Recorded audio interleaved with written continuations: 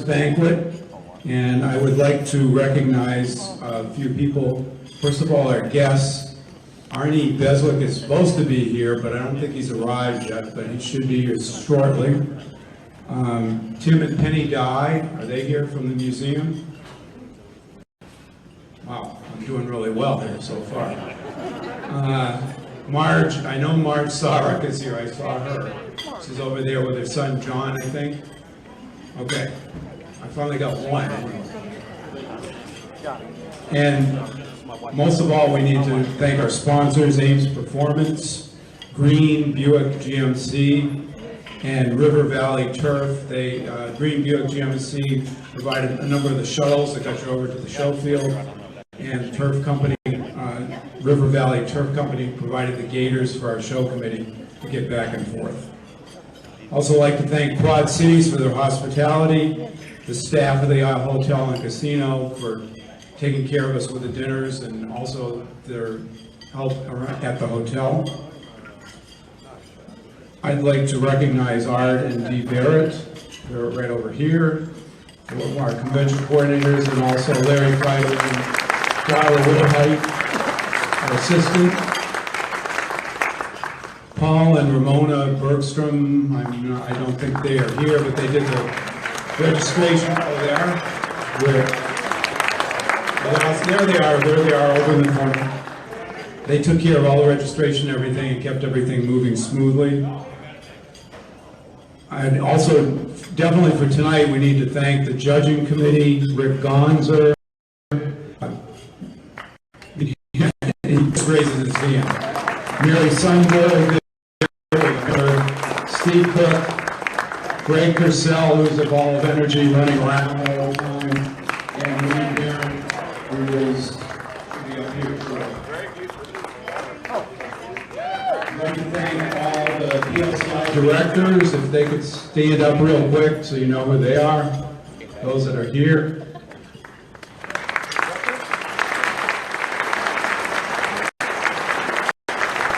And my executive committee, Wayne Barron, the vice president, for just a few more minutes. Simone Young, the treasurer. And Freddie Fox, the secretary. And I get David Mandeville up here. Is he here yet?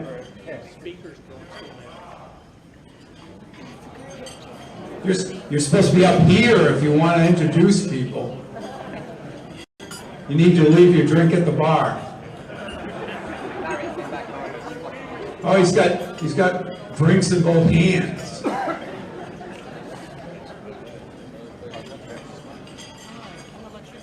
While he's making...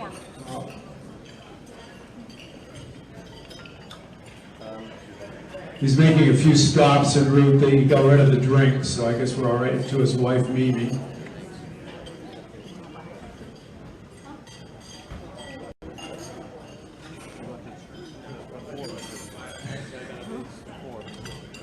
And he jumps up.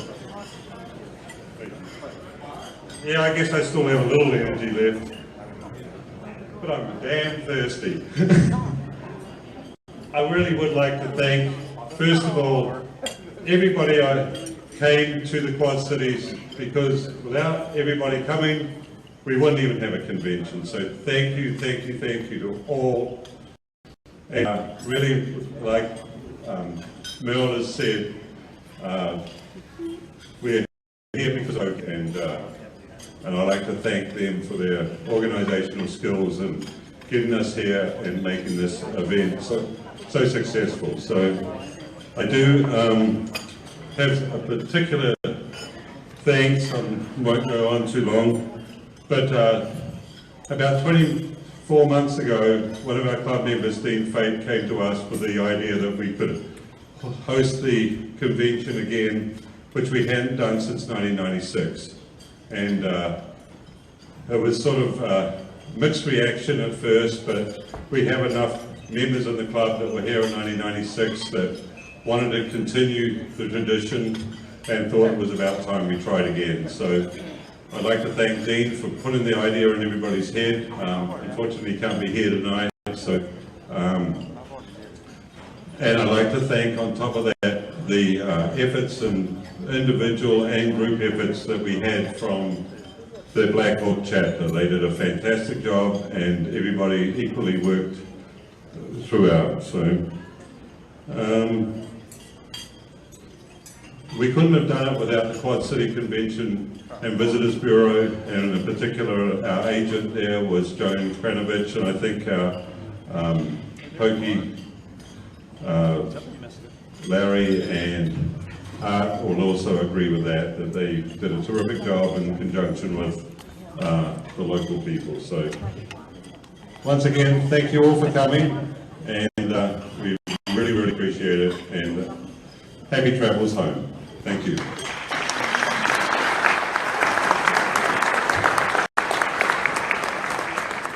And thank you, David, for the kind words. Now, could I get Wayne to come up here, and we'll get the, this is my last convention as president. I'd like to introduce the new president of POCI, Wayne Barron, and I have the ceremonial gavel to turn over to him. I forgot this, every director's meeting, I forgot to bring this with me, so it hardly ever gets used, but anyway, here's Wayne, your new president.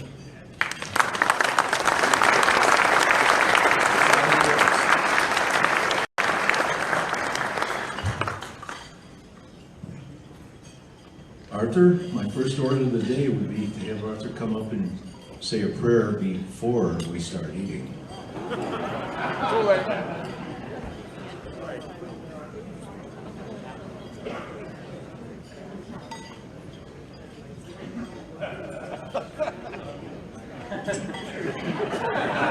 He does it every time. Okay, let us bow our heads. Dear Heavenly Father, I want to thank you. We all want to thank you for an absolute wonderful week with spending time with our friends and the fellowships and getting to see everybody again, arrive safely, the beautiful weather that you give us, and I hope that everybody did have a good time. We want to ask that you watch over everybody as they finish up the night and get ready and go home and have safe travels home, and have good health for the year so they can return next year. Amen.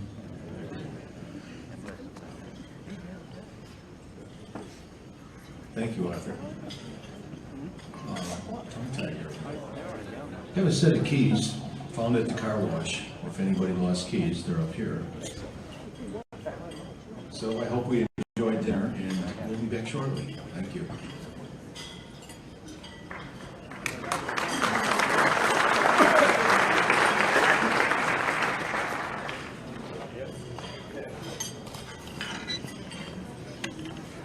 Sam.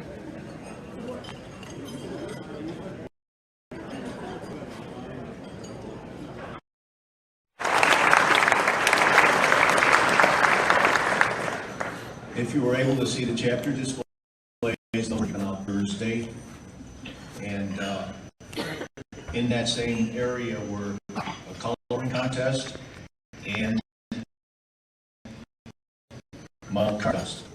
Participants in the coloring contest were Rusty Rome, 6 years old, Kennedy Fetterman, 4 years old, Tessa Runke, 8 years old, Leah K. Schwindel, age 5, Gabriel Kiefer, 5 years old, Trenton Hansen, 6 years old, Tyler McMillan, age 7, Maddox Thomas, age 6, Axel Thomas, 2 years old, Phoenix Lee, 8 years old, and Alyssa Conbolin, age 12. Congratulations.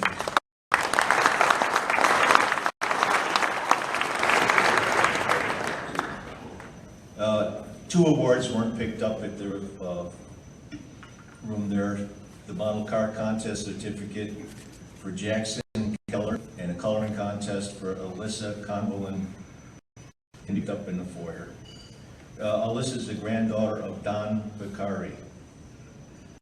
And please read your lanyards. This one I've had for about 6 years. so I think that's time for a new one next year, maybe. In the model car contest, participants that received certificates were Rusty Rome, 6 years and 11 months, GTO. Harrison Keller, 14 years old, a 65 GTO. Jackson Keller, 16, a 62 Catalina. And Angela Bertram, a 66 GTO. The model car.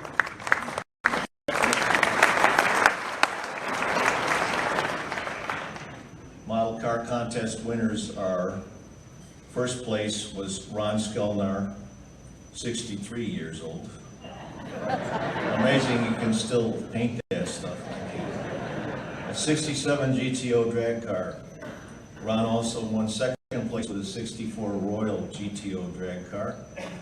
And third place, Randy Condon Jr., a 67 GTO custom wagon. They received gift certificates. Thank you.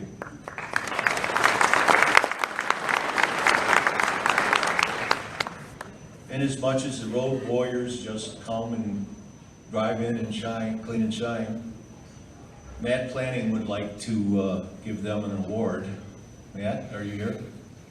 He's on his way up.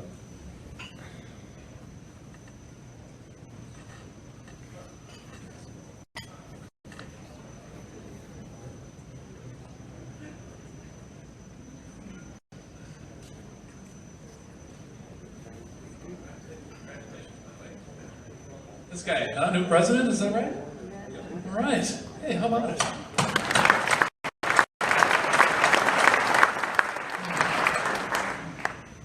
Tell you're getting old when you gotta put your glasses on. Let's see. Well, thank you all for being here. I sure am appreciative to see all these faces. I met some new people, and I've certainly seen folks that I haven't talked to in a long time.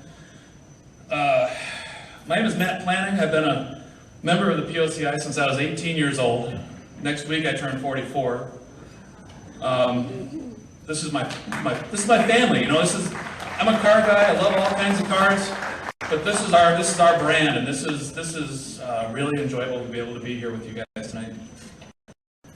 So part of that is giving back, and I'm giving Ready Rads away. I'm the guy that created the Ready Rad, and so with that, if you drove your Pontiac to the convention, I divided it up. Those drove into 3 classifications: 1954 and earlier. I feel like I'm shouting. Can you hear me in the back? Okay. Okay. So, and then 1955 to 1981, and then 1982 and newer. And the 1982 and newer range, I dropped GMC from it because a lot of people have tow rigs, and so if you have a 2000 GMC tow rig, well, I'm a road warrior, I drove long distance. It was towing the trailer with kind of it. So I didn't do GMC from 82 and newer, and I'm sure you'll forgive me for that. So there are 3 awards. The first one is from the 54 and earlier group, and that is a fellow by the name of Richard Tesmer from Schofield, Wisconsin, my home state. He drove over 300 miles in a 1953 Pontiac donkey. By any chance, is Richard Tesmer in the room? No, probably not. Okay, I'll follow up with him after the show. 1955 to 1981, there were a lot of cars driven in that spectrum range, and so Jim Scobie from Abbeville, Alabama, drove a 1964 Pontiac, and unfortunately, I don't have the body style. I think it was a full-size car, possibly a silver Grand Positive. He drove over 900 miles to be here, which is cool. Yeah, I think it's cool, And if you think of the 54 and earlier stuff, if you're wheeling a flathead 300 miles in July, boy, you better have towels to sit on or something like that. So. And then lastly is the 1982 class. And so I was looking at contacting people who had driven long distances, and of course the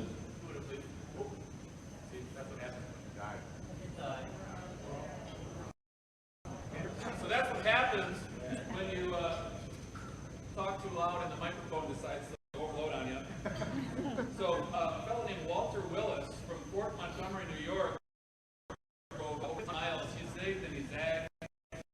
in his 99 formula, so he's getting a ready rad as well. Like there's a couple of if you guys were in the car show, there was a 55 car, Johnson. He drove from Redlands, California, which that's 1,800 miles. That's not a small endeavor. Until we started talking, and he drove that car almost 3,900 miles to get here this year. By zigging and zagging across the U.S., he was up to the Twin Cities for the Back to the 50 show. He was, I don't know, I think he went down to, watch baseball bats get made down in Kentucky for all I know. But anyways, the guy's been all over the place. So also, I'd like to just, as an honorable mention, to say to Jack, hey, thanks for doing it. The point of the car club, and if you can drive them, folks, get behind the wheel and don't save it for the next guy. If you have to, you live to have to restore it again because you put all those miles and made all those memories with those freedom machines. That's what matters.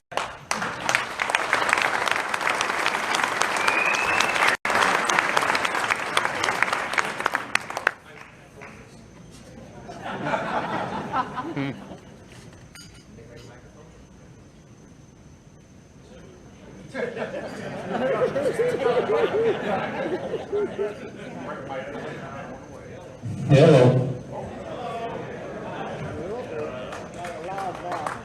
It's working? Okay.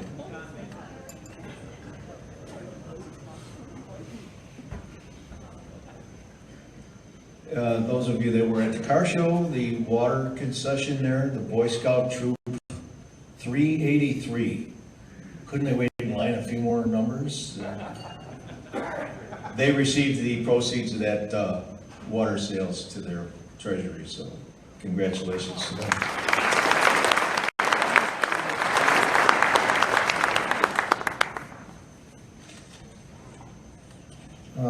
Next on my agenda here is the Dave Bennett Memorial Scholarship Fund, and Jim Patterson, our director, who chairs that committee along with Gail Manger and Dan Dickey also. Jim? Thank you. I want to thank everyone that participates in this scholarship every year, especially the ones that help me judge it.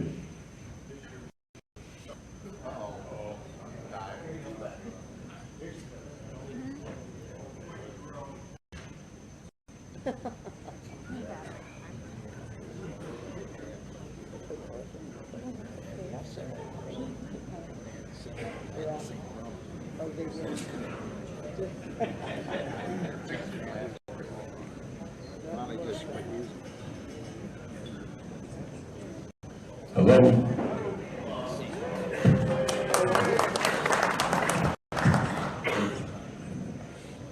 So I don't handle and screw it up anymore. So this year, it was interesting.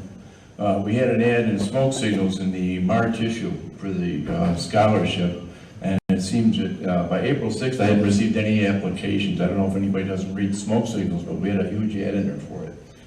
And my friend and compadre in our club office, Paul Bergstrom, he put out an email blast. In fact, he put out a couple of them and so forth. And then we had received the most applications we've ever received this year, Judge.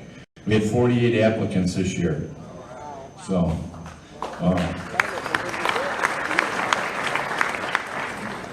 with all the judging cars that we do with these shows and so forth, that's a piece of cake compared to judging these scholarship things. All I can tell you is our future is going to be in good hands with the kids you guys are raising. I also got a surprise coming for you with next year, because we're going to be adding an additional scholarship. Okay.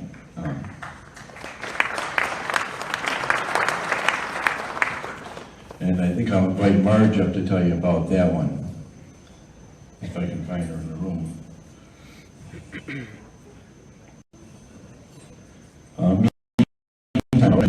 About this year's winner. This year's winner's name is Rebecca D. Lamb. She's the daughter of, let me find it on here, because parents all have different names today than they used to.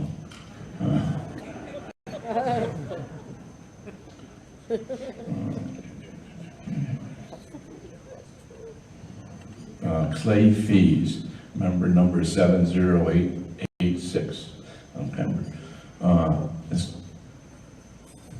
It's good for, our scholarship is good for a 2 or 4 year college, a plan to major in any major or minor. We don't have any stipulations on that.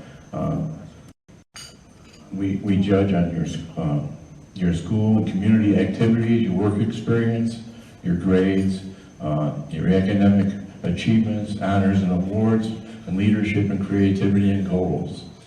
That's part of our judging, and that it's open not only to high school seniors, it's open to kids that are in college already. It's also open to trade schools. And this year we even have one guy that's a member of POCI that's gone back to school and he put an application in. So it's open to, our members, and your grandkids. And then talking with Marge this year, she mentioned great grandkids, and I said, oh my God, we're that far already.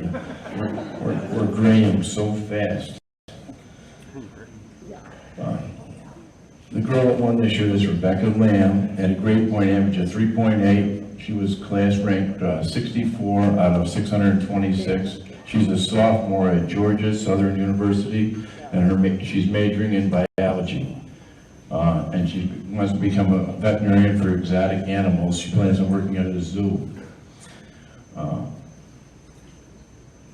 She's gone to summer school now, so I know she couldn't be here this year, which brought another interesting thing. The first year I did this, the girl won it. I just understood she carried a straight 4.0 grade average all through college, because I met her dad out in the flea market here this year. How's your daughter doing? Because she was the first one to give the scholarship to him, and she's just finishing up her schooling.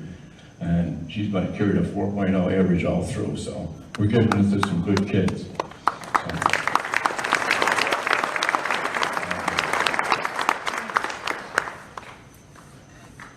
This girl that won this year, she serves as the Director of Funding and Secretary for the Future Veterinarian Society, and volunteers for the Heart of Dixie Equine Rescue and Zero City Animal Hospital. She's been on the Dean's List for 2014 and 2015, and the Honor Roll when she graduated high school. She's also a member of the National Society for High Schools Scholars in 2014, Phi Sigma National Honor Society in 2015, and Golden Key Honor Society 2016, and the National Society of Collegiate Scholars in 2016. She comes from a true Pontiac family, dad with a 66 GTO, grandpa's 67 GTO, and her mom's first car was a 70 Le Mans. And Rebecca's first car is a 2000 Firebird. So it's a true Pontiac family all the way through. She's volunteered at the Route 66 Blowout Car Show in Sulphur, Oklahoma, and Kellyville Middle School Car Show in Kellyville, Oklahoma. And where she's going to school is down in Georgia Southern University. And I wanted to thank Gail and Dan Dickey both for their help on judging this, because this is no easy task. Now I'd like Marge to mention her scholarship that she's going to be providing for our club. Thank you. Most of you, or many of you probably know or knew my husband. He spoke every year from 1983 until 2007. And then in 2008, he taped the presentation for me because he could not be here. So the boys and I and my daughter, we've continued the tradition of, he always used to pick a best John Sorek, pre-war car and a post-war car. And we decided last year that it might be better if we just gave a scholarship to one of the kids to, go into the future with everything. So obviously, it costs a lot of money for college these days. So it's a small scholarship, but we will give that every year to a child, grandchild, or great-grandchild. Thank you.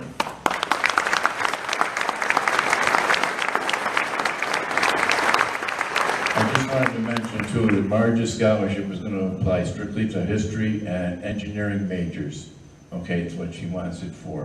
Where our scholarship for the Dave Bennett Memorial Scholarship applies to any subject the kids might want to take, because we just want to encourage the education, so, okay? Thank you.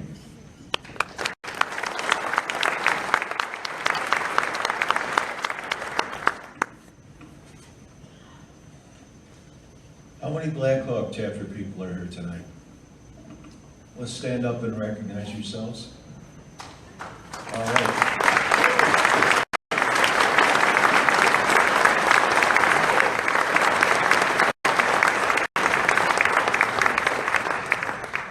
And while we're at it, how about recognizing our bartenders and servers? Fine job.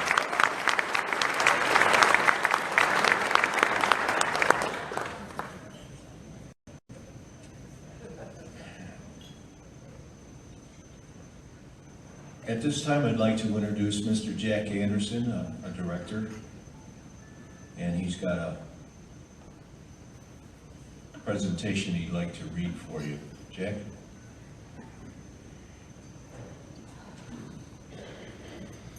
Thanks, Mike. You're gonna forgive me for reading this, but memory's not what it used to be. If you've been in the car hobby long enough, you come to appreciate one thing. It's not really about the cars, but it's about the people.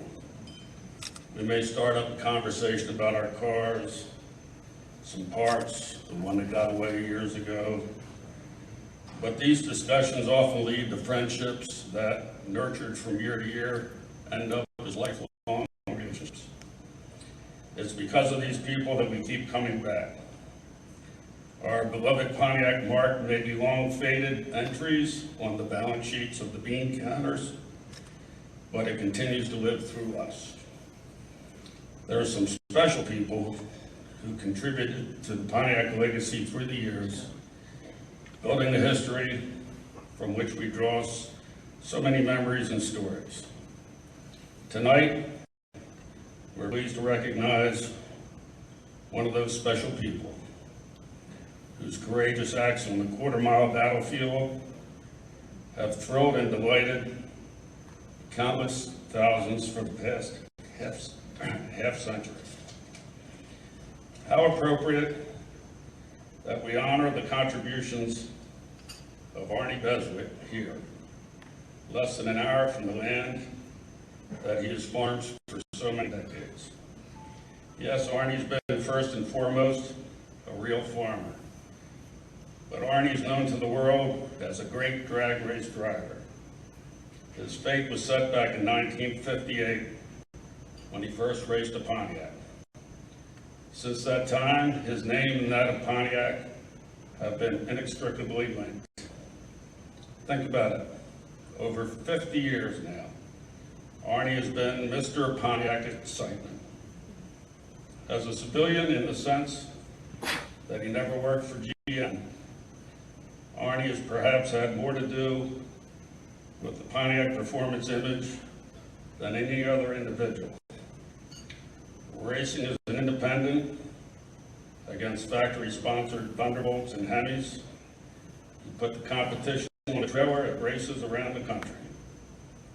His stable of Pontiacs included Super Duty and Swiss Cheese Catalinas, Tempest wagons and coupes, and 421 powered GTOs. Arnie did what GM wouldn't do. When the other manufacturers threw money and engineering resources at their sponsored race teams, Arnie always found a way to beat them on his own. When Chrysler came out with the altered wheelbase funny cars, Arnie made his car even funnier. Whatever it took to be the star of the circuit, the farmer found a way. To this day, Arnie continues to delight Pontiac fans with his quarter-mile prowess. Inducted into the International Drag Racing Hall of Fame in 2006, his place in Pontiac and drag race history is secure for all time. We're proud to show our appreciation for Arnie's lifelong contributions to the Pontiac legacy. I'm sure you'll enjoy the following video of Arnie's exploits. Thanks.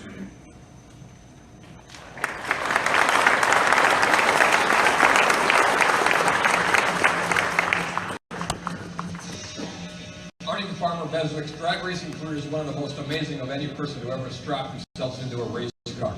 His career spanned 55 plus years, beginning in 1951 with the dawn of organized racing.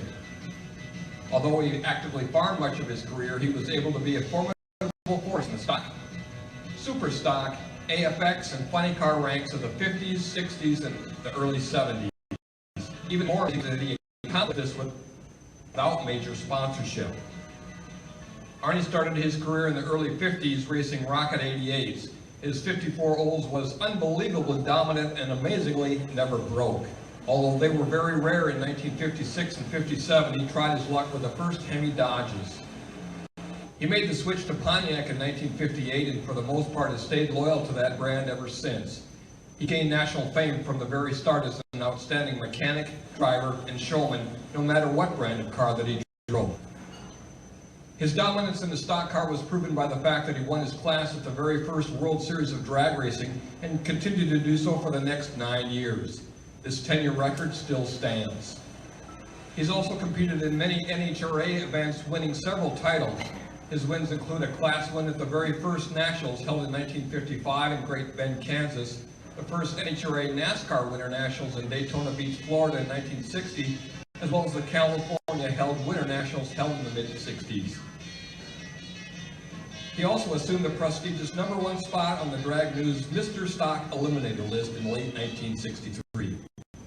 The 1963 and 64 seasons were his most successful. He campaigned 3 cars, including a lightweight Swiss cheese Catalina, a Le Mans coupe, and a Tempest wagon. All were equipped with factory dual-quad Super Duty 421 engines. The Catalina used a standard 4-speed transmission, while 4-speed automatics using factory transaxle setups came in the coupe and the wagon. Throughout the 63 season, these cars put down everything from Z11 Chevys to the 427 powered Fords and light Mopars. These cars never seemed to lose, and at the 64 Daytona Winter Nationals were victorious over an armada of Ford Thunderbolts. In 1964, after GM left racing, Arnie used his innovative talents to continue his dominance in a Pontiac. He did so by supercharging and injecting a 421 Super Duty motor on a stock body GTO. His Mopar altered wheelbase cars started showing up on, and the funny car was born. Even Arnie's car was given a label as the Mystery Tornado, raised havoc from Florida to California and back, screaming its way to big wins on any track big enough to hold it. Arnie was the first to break into the 9s and later the 8-second barrier with a stock-bodied car. Arnie, with his amazing win record, became a highly desirable driver in the eyes of track promoters and factory race teams like Mercury. Mercury was heavily into the promotion of their product through drag racing. They convinced Arnie to become part of their factory racing team in 1965. Although Arnie had some success with a 427 overhead cam equipped Comet, the fans and therefore the track promoters wanted to see him in a Pontiac. For only 4 months, Arnie gave up his sponsored ride to once again race Pontiacs as an independent. As funny cars became more competitive, Arnie, with no major corporate support, independently rebuilt the 63 Le Mans coupe to maintain his edge. The car, with its altered wheelbase and blown 421, was painted in orange and black tiger stripes and named the Tameless Tiger to identify with the GTO theme. It was without a doubt the most recognized nitro-burning funny car from 1966 to 1968. Arnie's wheel stands and usually sideways habits of the car electrified fans from coast to coast. It took the #1 position exhibition blown stockers in the national drag racing poll. The magazines devoted to drag racing in the 60s gave Arnie and his cars lots of consideration. He or his cars were often on the cover, and a number of featured articles were also published because of his continuous innovation and popularity with so many fans. Also because of his popularity, a number of manufacturers used Arnie to endorse their products. Arnie's popularity continued to grow with the fans in the 60s and into the 70s. He, with help from his crew, maintained an unbelievable schedule as he campaigned his Pontiac funny anywhere from 75 to 100 events a year. In 1971, he was forced to abandon the obsolete Pontiac motors and lease the Hemi Challenger. Arnie worked his magic on the poorly running car, and soon the year-old car set numerous speed and ET track records until it was wrecked in the fall of that year. The Hemi motor was quickly installed in the Boss Bird for the 1971 World Series.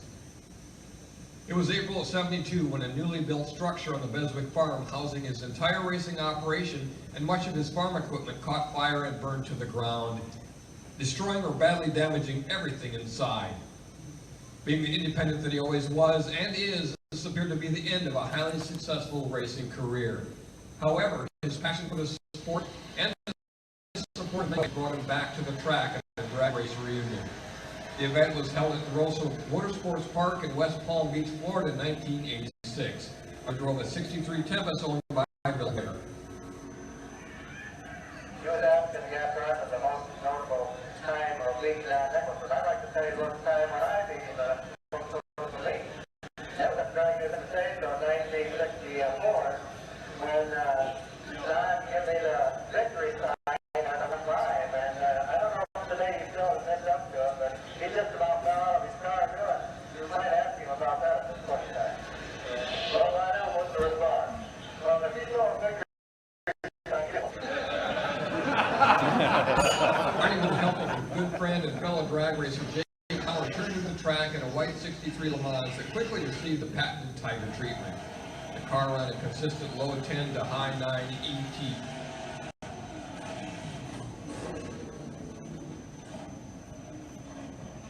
Again, wanting to run quicker, he built his own Pro Mod version.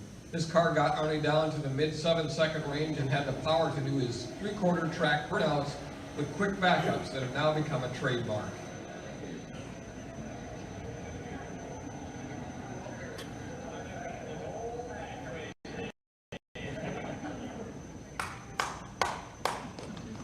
In 1996, Arnie traveled to Tennessee to pick up the ride that became his newest trusty steed.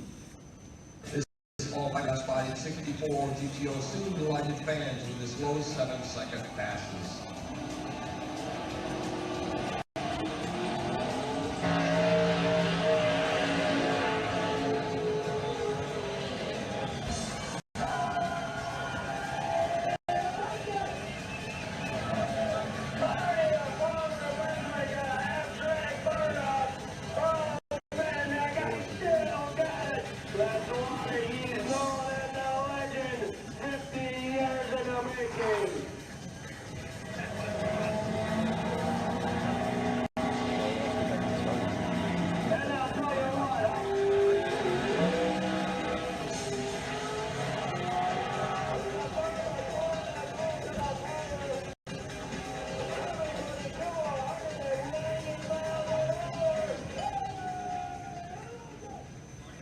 That tragedy came to a temporary end on August 3rd of 2003 at Wentzville's Mid-American Raceway as a fire fueled by nitrous oxide ripped through the interior of the car after the parachutes were deployed at the end of a run. It was told that the heat experience could only be compared to a blast furnace. Yet miraculously, while the car was destroyed in his face and hands disfigured, Arnie knocked lives that made Pontiac a drag racing history only 2 years later in August of 2005 as he once again piloted on the track in Norwalk, Ohio.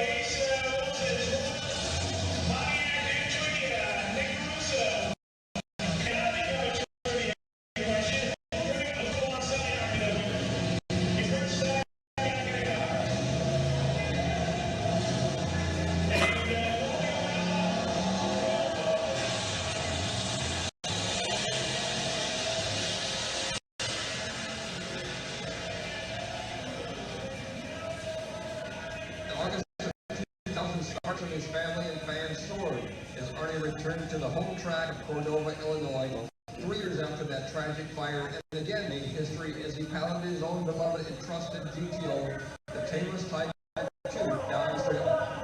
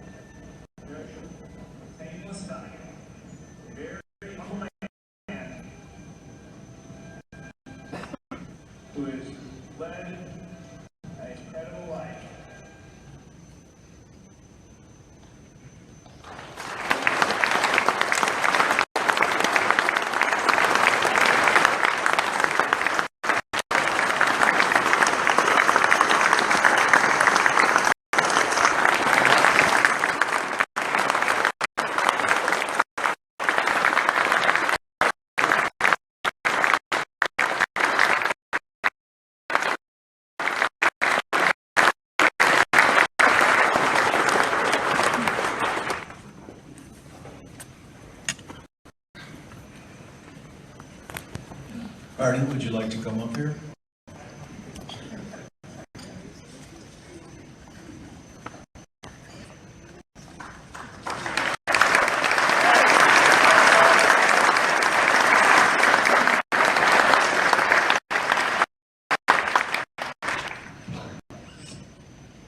Arnie, on behalf of the Pontiac Oakland Club, its members, board of directors, and officers, I'd like to present you with this Outstanding Achievement Award, presented to Arnie the Farmer Beswick for your extraordinary dedication and loyalty to the Pontiac brand, presented by the members of the Pontiac Oakland Club International, July 2016, Bettendorf, Iowa.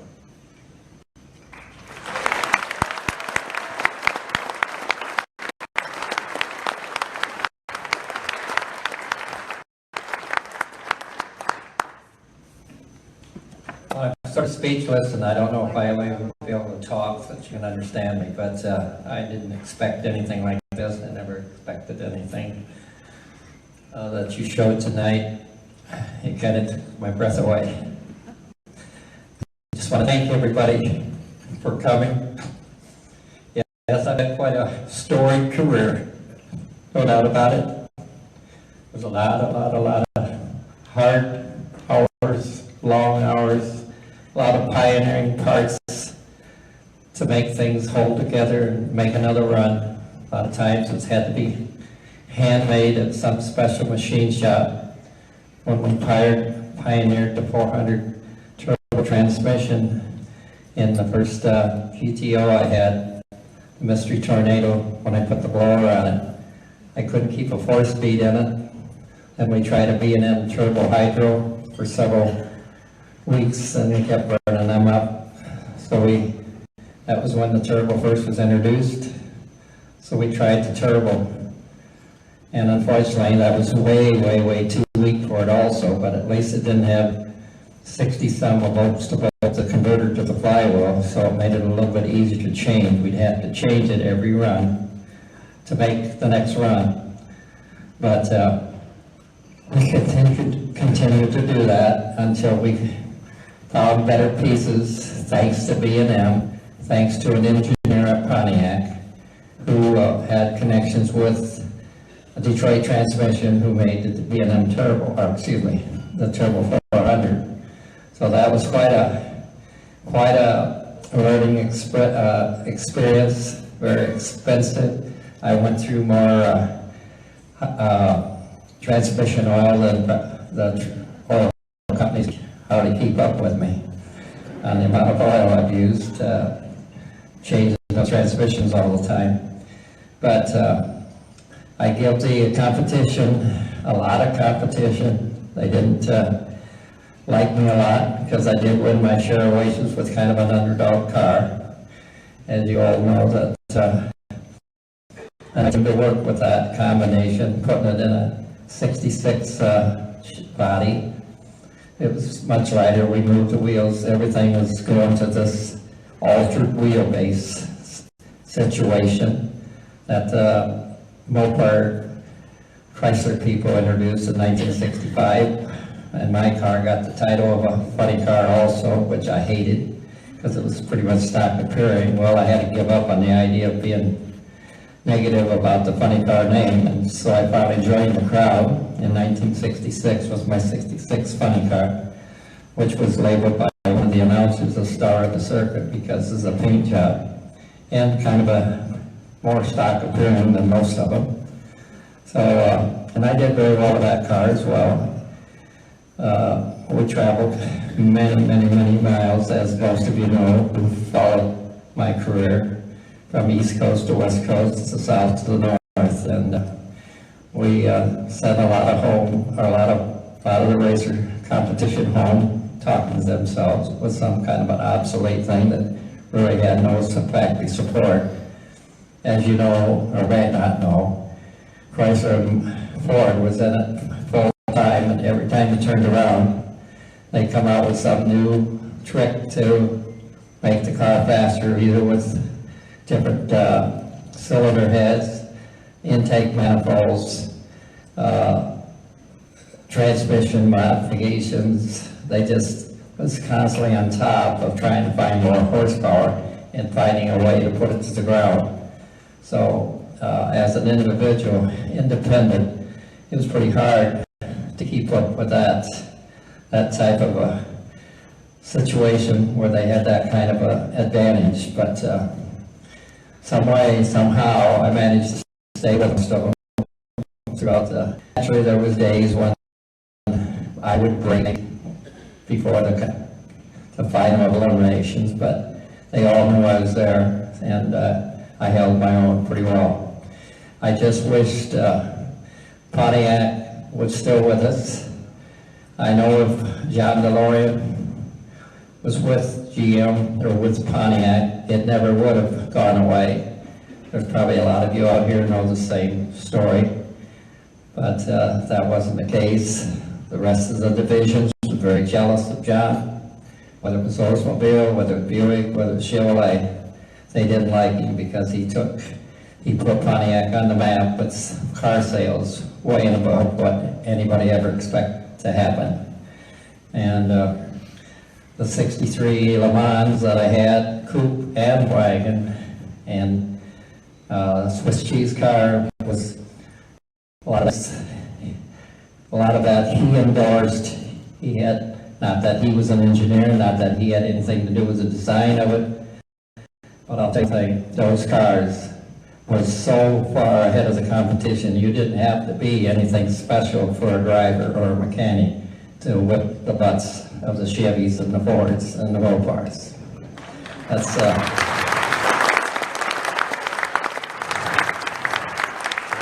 I love those cars, and everybody gave me a lot of credit because I won a lot with them, but I didn't deserve the credit I got. Pontiac Engineering and John DeLore deserve that credit. Thank you very much.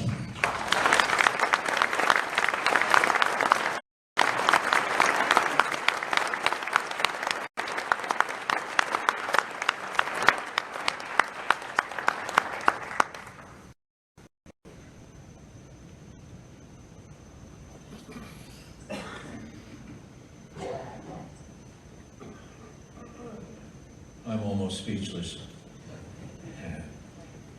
At this time, I'd like to introduce the Deputy Chief Judge of Pontiac Oakwood Club, Mr. Steve Cook, for our awards presentation.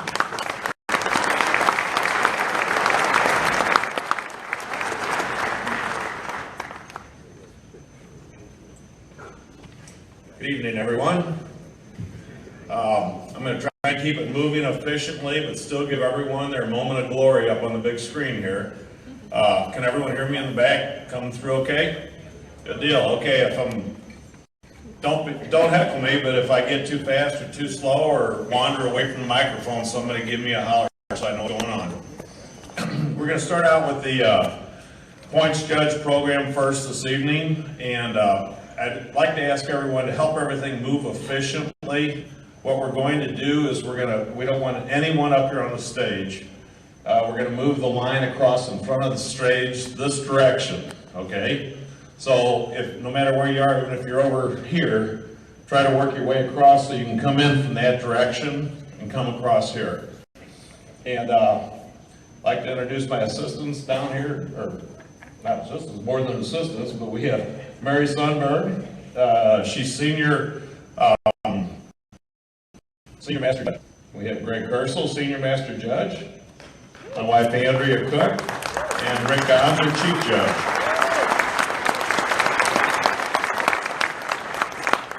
And if you would, as you come up, please give Mary your name so that she can go ahead and check you off on the list and we can get you all taken care of.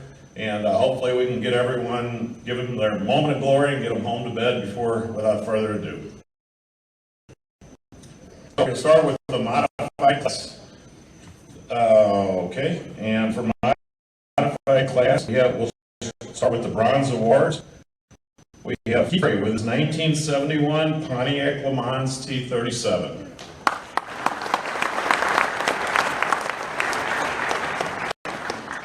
We have Curtis Gobelli with a 66 Pontiac GTO Bronze Award.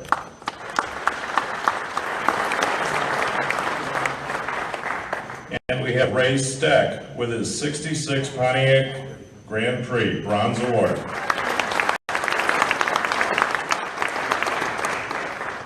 Okay. Moving on to silver awards in the modified class. These are all modified now. We have Ronald Ahrens with a 66 Pontiac GTO.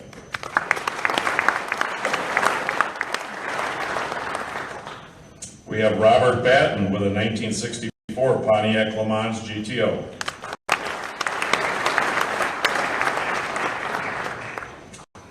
David Hart, congratulations silver with your 94 Firebird.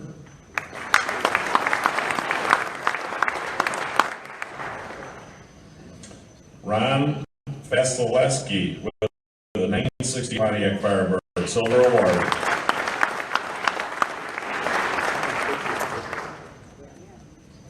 Doug Williams won silver with his 1964 Pontiac Bonneville.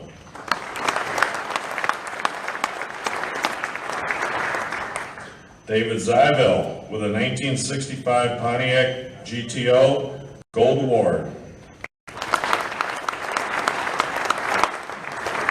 I'd like to point out that the Gold Award is the Indian Maiden like we have on display up here, which is a reproduction of the 1935 Pontiac Straight 8. She was the Indian Maiden hood ornament, and hopefully the ones you get in your box all have the Indian headdress on. This is a defective one, so that's why it's our display. If you see written on the box that it says trophy checked okay, it's because our shipper really manhandled the boxes. And if the box looks like there was any possibility of damage at all, we opened it up, checked it, and put it back in. So that's why some of them are written on. Okay, I guess, was David Zyville my last, Larry? Okay. We have Robert Zeiger with a 67 Pontiac GTO Gold Award modified. Ed York brought his 1988 Pontiac Fiero GT and won a Gold Award.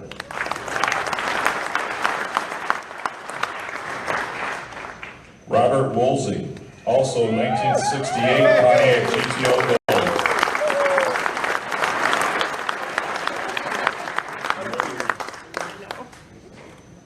Okay. Neil Vance won gold with his 1967 Pontiac GTO.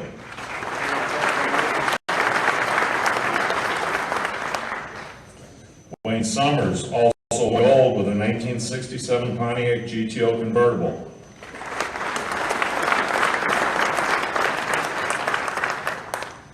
Mike Pilcher with a 1967 Pontiac Firebird convertible Gold Award.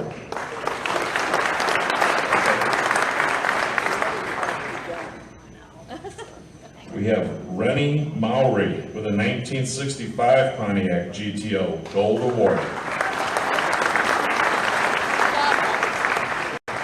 Also, just in case anyone's not familiar with it, in the points judge program, we start out, each car is just judged on its own merit. We start off with a scale of 400 for a perfect car, and in the range of 295 to 329 points earned, that would be a bronze.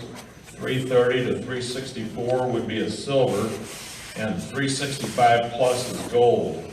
Now, if someone happens to score 390 or better the first time they do, a gold junior status. And if they're a gold junior and they come back and win another 390 points, they advance to gold senior status. And after that, when you get a senior grill badge, and after you have your senior grill badge, you're considered a senior car. So when you see these guys with the senior grill badges, they've hit 390 out of 400 twice already. And then after that, they become champions. And once you're a champion, we sort of encourage you to drive it, and you show up, keep the car clean, keep it in nice shape. In and out of the trailer, that is. Who is my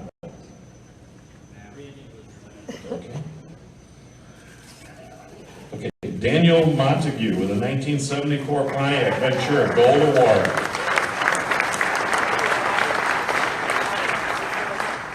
David McKinney had a 1964 Pontiac GTO Gold and modified. These are all modified. Chuck Mabe had a 1965 Pontiac GTO Gold modified.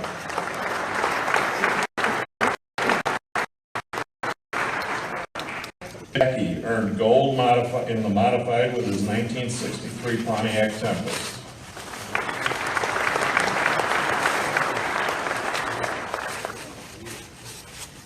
Joe Kirkendall had a 1960 Pontiac Ventura earned gold modified.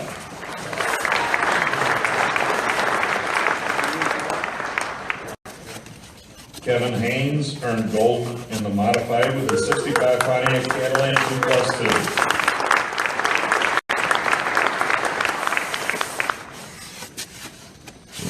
Gary First, right here with the host chapter, 81 Pontiac Trans Am Turbo, gold modified.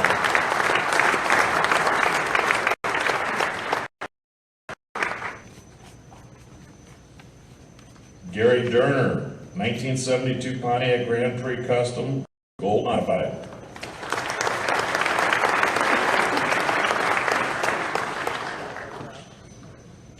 Keith Curry had a 1961 Pontiac Catalina, gold modified.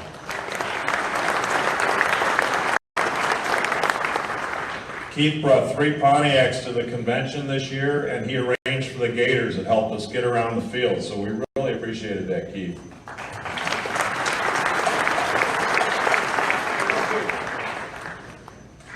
Glenn Babb got a gold modified with his 61 Pontiac Ventura.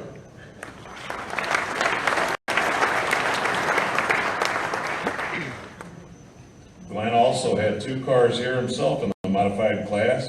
He got a gold with his 57 Pontiac Star Chief convertible.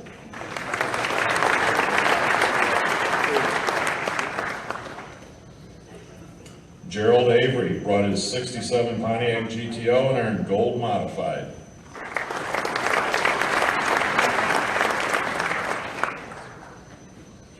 And the last of our modifieds, we have Norm Schatz with his beautiful 31 Pontiac 401 sedan, gold award.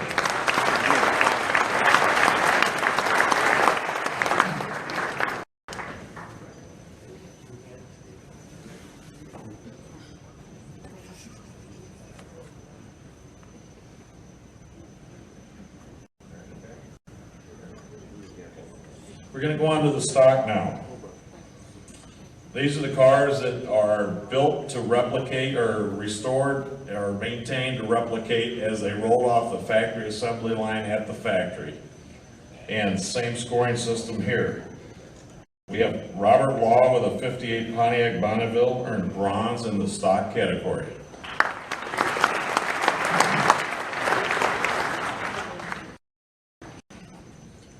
George Missouri with a 67 Pontiac GTO bronze award stock.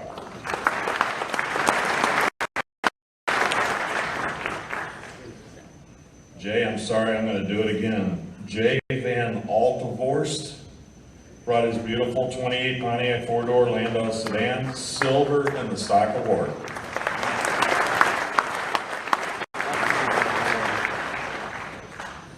Tim Smith brought 2 cars this year, and he earned a silver with his 1973 Pontiac GTO stock.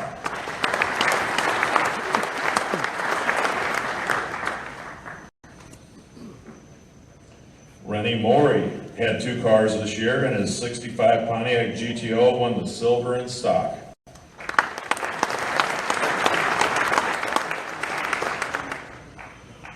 Robert Law brought 2 cars this year. He earned a silver with his 57 Pontiac Bonneville.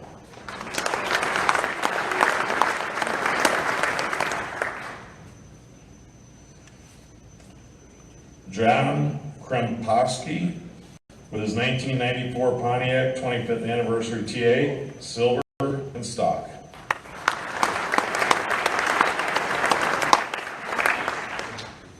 One of our judges, Kerry Klotzman, he brought that beautiful 49 GMC 100 Deluxe pickup truck, silver in stock.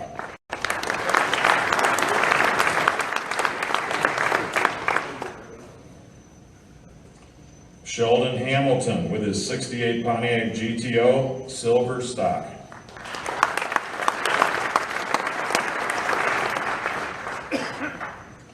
Tom DePorter with a 1970 Pontiac GTO, silver in stock. I'd like to also thank all the judges that volunteered and helped out. We had 5 judging teams this year. We always try to have a team captain and 4 members, and sometimes you get a few more with a certain specialty, a few less with a certain specialty. But we had quite a few people volunteer to help out, and I think we had some pretty good judging teams. And I think they were all really judged, so I'd like to thank all of our judges this year.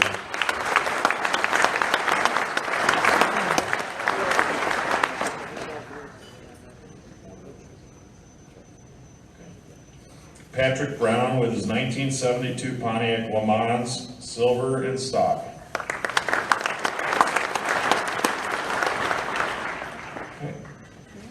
Now we're on to our gold award winners in stock category. We We have John Arps with a 1972 Pontiac GTO, gold stock. Steve Bosman, 1965 Pontiac Bonneville, gold stock.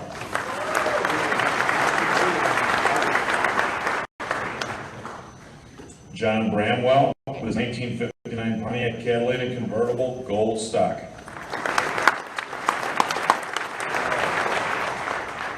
Eric Carlson had a 1977 Pontiac Can-Am, earned gold stock.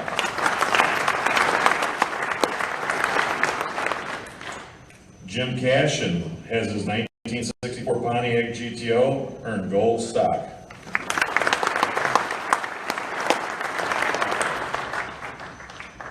Rocky Crow with the 1967 Pontiac GTO, gold stock.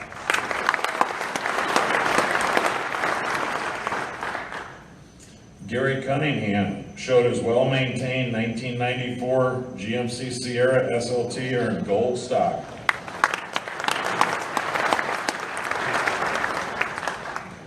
Keith, come on back up again. Keith Curry with his 63 Pontiac Catalina Safari Wagon, gold.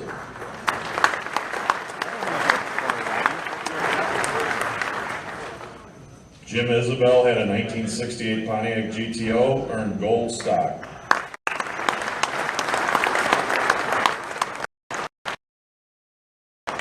Johnson with a 1988 Pontiac Fiero GT, gold stock.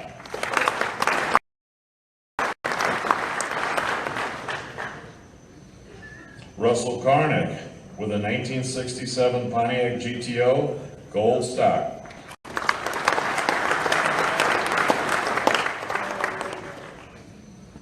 This is an easy one to pronounce. Wayne Kitchen with a 1998 Pontiac Trans Am, gold stock.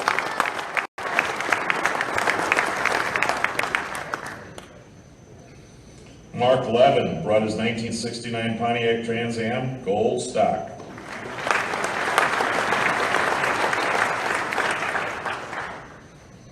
Paul Nixon had a 99 Pontiac Trans Am convertible, gold stock.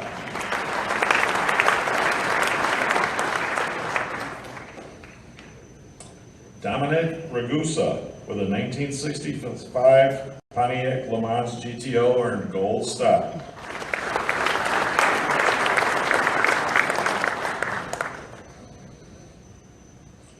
Tim Smith, his other car, the 1970 Pontiac GTO, gold stock.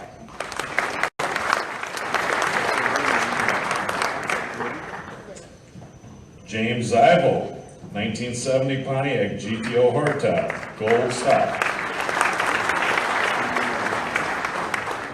Okay, now the next names on the list here are the folks that, whether they've showed the first time or they're returning for a show, these folks have earned $390 or better on their car, so they're getting gold junior status this time. We have Norm Voss with a 70 Pontiac GTO Judge, gold junior.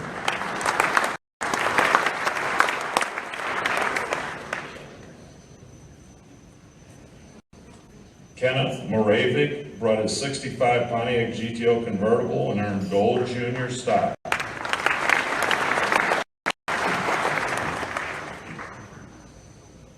Steve Johns brought a 1969 Pontiac GTO Judge, earned gold junior.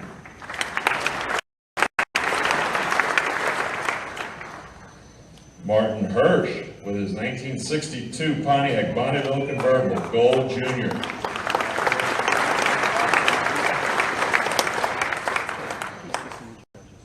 John Cook with his 1939 Pontiac Deluxe Silver Sticks, gold junior.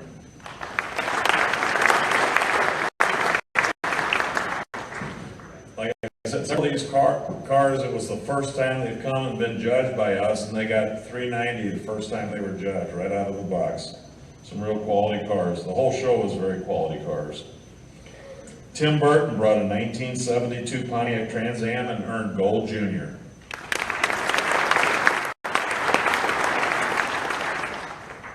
And David Armstrong had his 1969 Pontiac Firebird gold junior.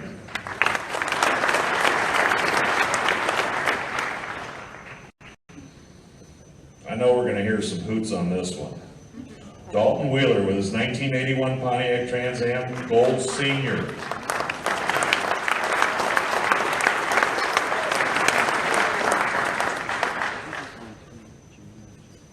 And now, we have a senior that has won champion this year. We have Denny Kloha with his 1967 Pontiac GTO champion.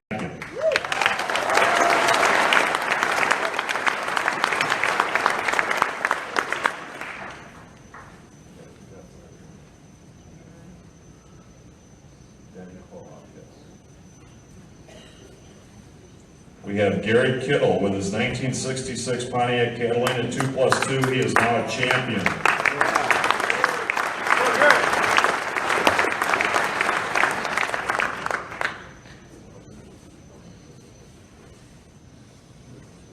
Arthur Floyd, 1969 Pontiac Convertible champion, 2016.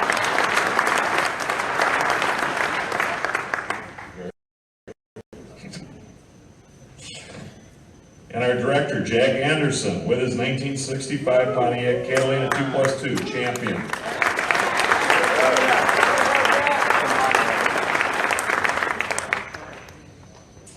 Okay, next we're going to do the survivor cars. Now these are the cars that have been meticulously maintained for their life, no matter how they are. They have to be at least 25 years or older to qualify for survivor. We don't allow more than 30% of the car to have been repainted, more than 30% of the interior to have been replaced, because we want to have benchmark cars that are still maintained just as they came out of the factory.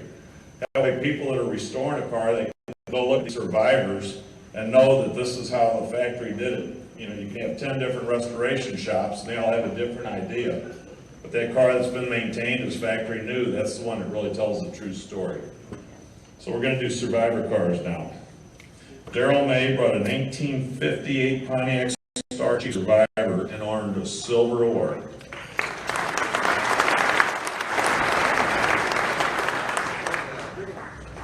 Richard Woody had a 61 Pontiac Bonneville Survivor, gold.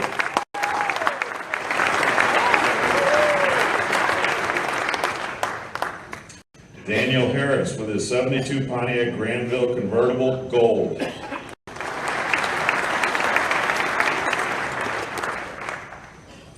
Nano Acosta with his 64 Pontiac Catalina, gold survivor.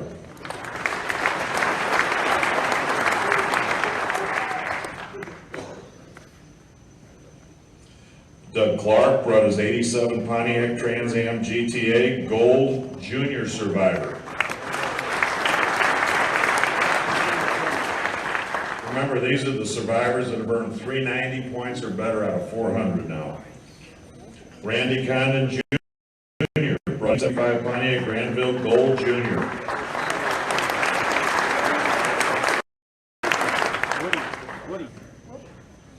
We have two generations here. Randy Condon Jr. and Randy Condon Sr. both helped us out with the judging, and both of them have participated with cars in the show this year. Gary Kurtz earned a Gold Jr. with his 91 Pontiac Trans Am GTA.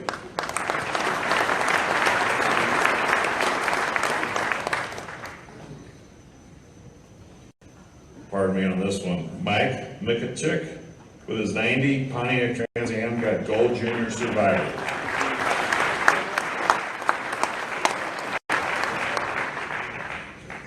Ivan Rogers showed us his 66 Pontiac GTO and earned Gold Senior Survivor.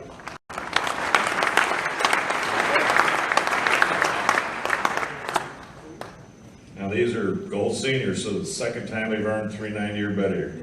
We have Judy Frantini with her 77 Pontiac Le Mans Sport Coupe, Gold Senior.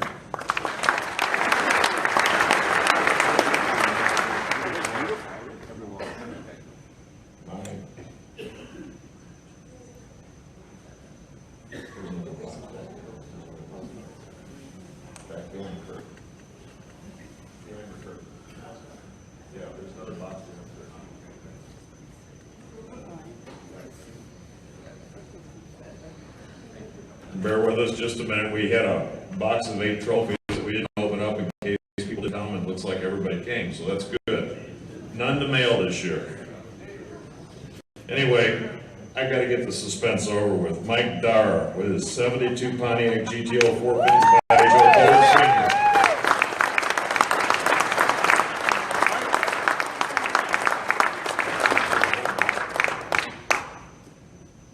There you go, Mike. Good jam. Pay no attention to that man behind the curtain. Can't anymore. Go on, maybe we can get him up here in front. Jimmy Cruz with his 76 Pontiac Grand Prix Gold Senior Survivor.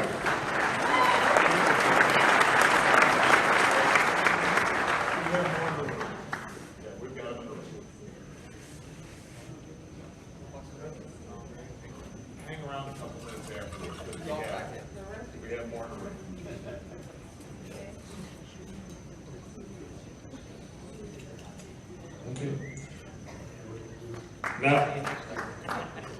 Now we go on to our repeat champions. These are gentlemen that over the years, or ladies over the years, have earned champion status, and they return as a repeat champion. They return as a repeat champion, and they get your champion plaque has, each convention has a chip that goes on it, we call a little bronze plate. So when you return, you get another little bronze plate. And then when you return on your 5th anniversary, you get a silver tray as well. And then on your 10th anniversary, it is a crystal, what do we call it, crystal lady, I guess. Yeah. So Roger Zyvel with his 67 Pontiac GTO, he's getting repeat champion too.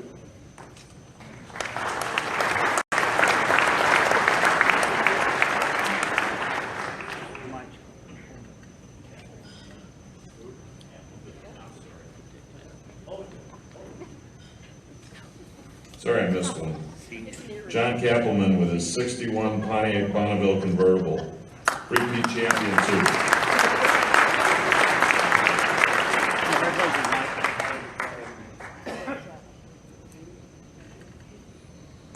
H. Lee Hadley had his 1957 Pontiac Star Chief convertible. He gets repeat 2 champion.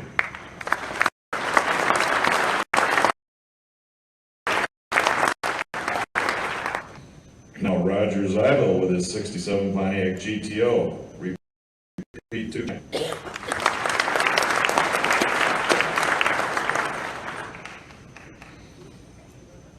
Timothy Drain brought his champion 64 Pontiac GTO Le Mans for the 3rd time.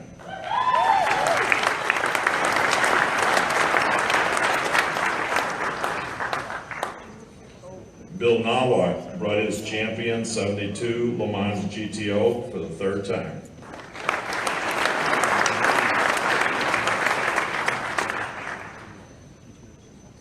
Bill Ryder has a champion 64 Pontiac GTO convertible. He's here with it for the 3rd time.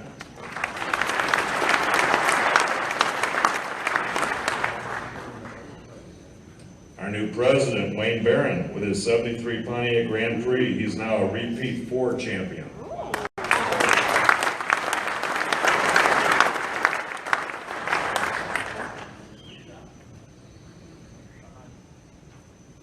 Mr. Richard Larrabee with his 67 Pontiac 2+2 convertible. He's the 5th repeat champion and gets the chip and the silver tray.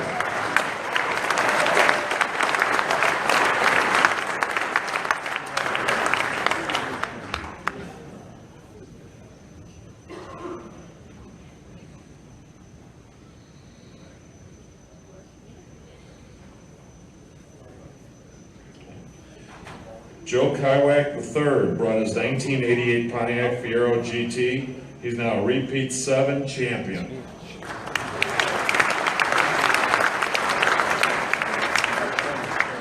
And I think in 2 weeks, there will be a Mrs. Kywak.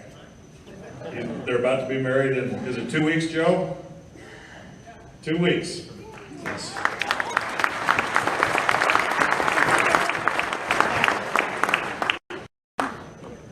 Ken Kusha with his 66 Pontiac Bonneville convertible. He's a repeat 8 champion.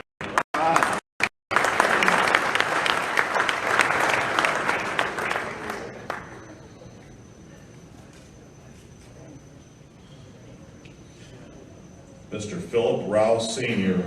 with his 65 Pontiac Catalina 2+2. He is a repeat 11-time champion.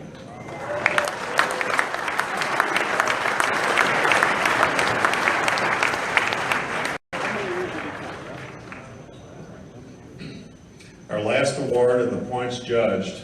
Every year we have one car that is designated as a 400-point car where the judges looked, they couldn't even find one deduction on it.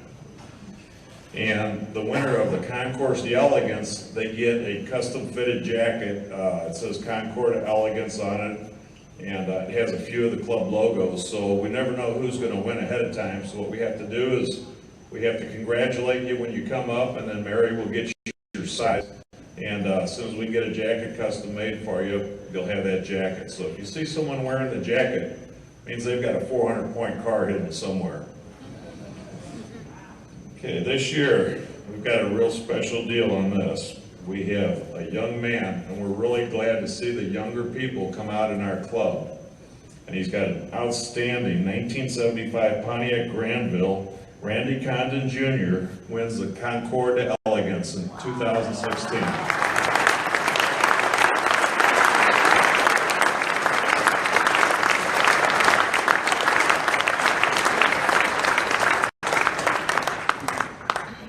Randy's so glad to see young folks such as you up here. You have a key, Greg. Well, that concludes our points judge program, and next we'll go on to the popular vote.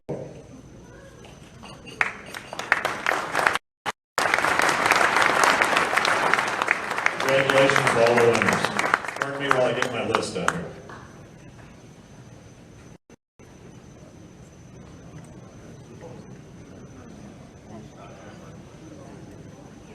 Just very quickly, I would like to point something out. There's a lot of folks that haven't been to our show before due to the POCI experience. I'd like to point out that the points judge program and the popular vote program are it's like two different shows in one.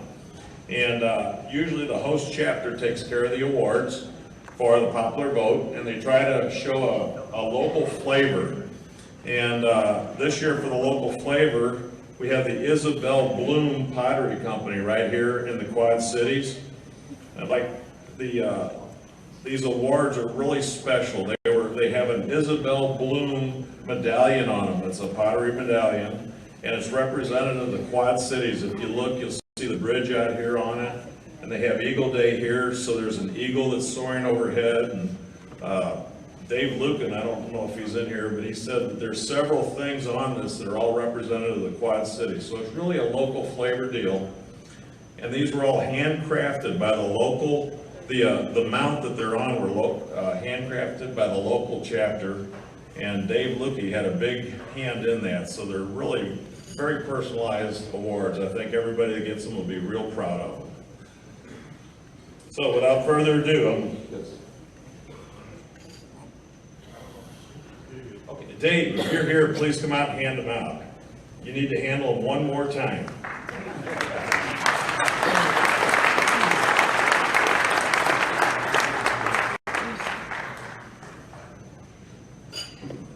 And again, folks, if you would please, as you come up, let's go to this side and come across. And that way we can keep an efficient flow, and we'll try and get you out of here before 10 o'clock. And as you come up, give your name, because they're going to have a checklist, because a lot of times there's folks that don't show up and pick up their award, and this way we'll know who has their award and who missed out. We're ready to go, guys? Okay.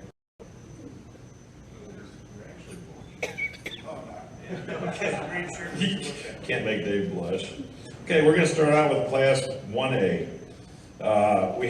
What we do is in each class we have the outstanding awards, and then the top of the class is actually called the most outstanding award. And what we've done over the years, sometimes there's certain classes that don't fill out all the way, and then some classes turn out real huge. And so behind the scenes, after all the count is in, what we do is with some of the awards for the classes that didn't fill out, we take the spares and we move them into the bigger classes and sort of break up the bigger classes. So I think there's one class that was huge. I believe it was 53. And if I'm not mistaken, there's actually going to be 6 or 7 awards in that class. So we try to do it so that more people go home happy every year.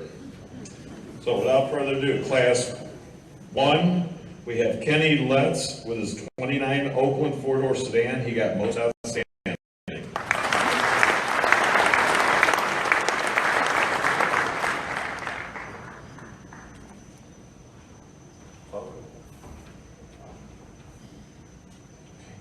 Class 2, which is 26, I'm sorry, that was the all Oakland class, folks. We had one Oakland.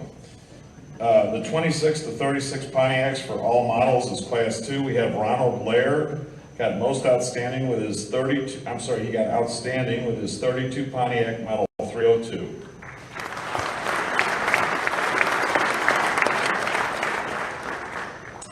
Larry Shepard with his 32 Pontiac Sport Coupe V8, got most outstanding in Class 2.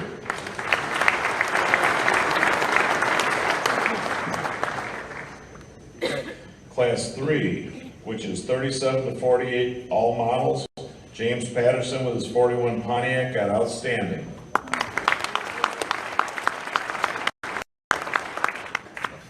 Also outstanding in Class 3 is Bill James Harris with a 48 Pontiac Torpedo 8 convertible.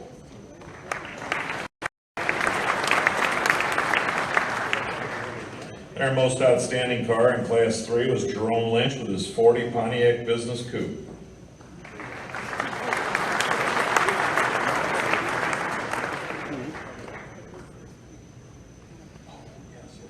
Okay.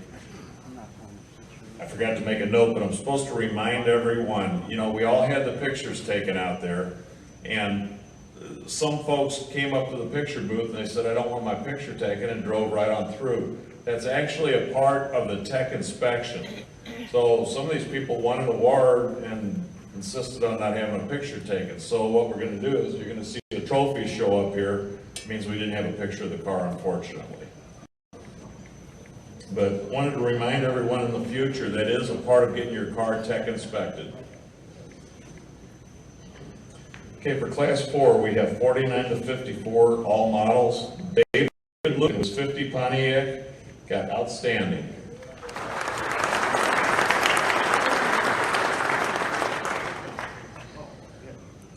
Bruce Skidmore with his 54 Pontiac Star Chief got outstanding.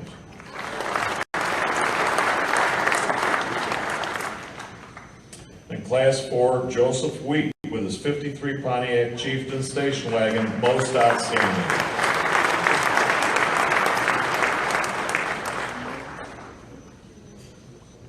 Class 5 is 55 to 57 all models except for the Custom Safari. Al Niehaus with his 56 Pontiac Star Chief was outstanding.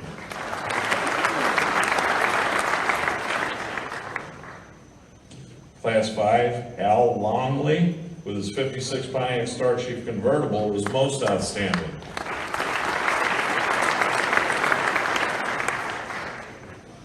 Class 6, our 55 to 58 Custom Safari only. Harold Carey with his 55 Pontiac Safari got outstanding.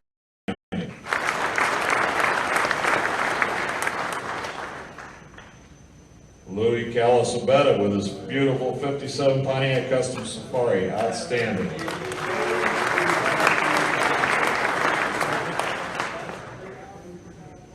And in the 55 to 58 Custom Safari, Noel and Star Evans with their 57 Pontiac Custom Safari, most outstanding in class.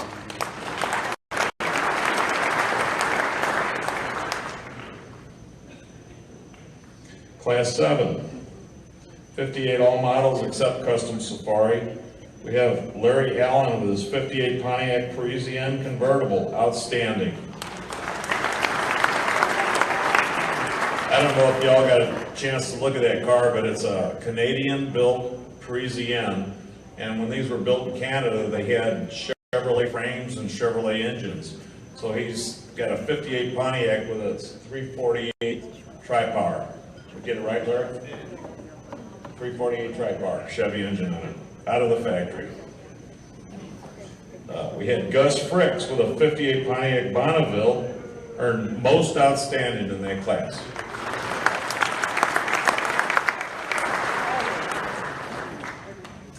Class 8 was 59 to 60, all models except Super Duty.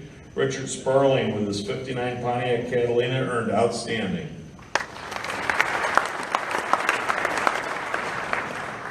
Also Class 8, Gary Minnick with a 59 Pontiac Catalina, most outstanding.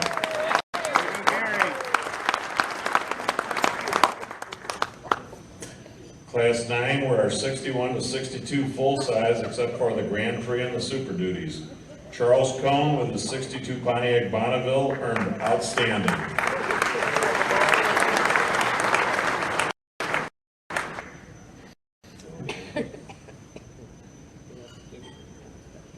Richard Schaefer with his 1961 Pontiac Ventura earned outstanding.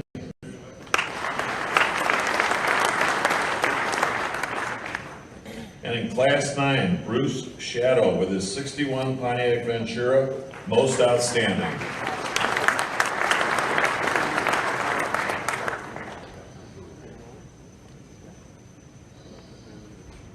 Okay, Class 10 were the 63, 64 full size, again except the Super Duty and Grand Prix. We have Pat Furlong with a 63 Pontiac Bonneville station wagon, most outstanding in class. We had no entries in Class 11 this year. Class 12 was 65, 66 full size except Grand Prix and 2+2. We have Robert Walker with a 66 Pontiac Laurentian, also Canadian, outstanding.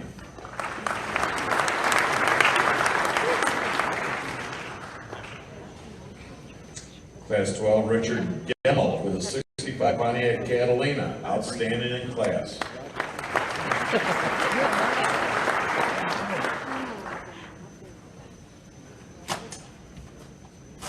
Dean Slottenberg with a 65 Pontiac Bonneville Catalina earned most outstanding in that class.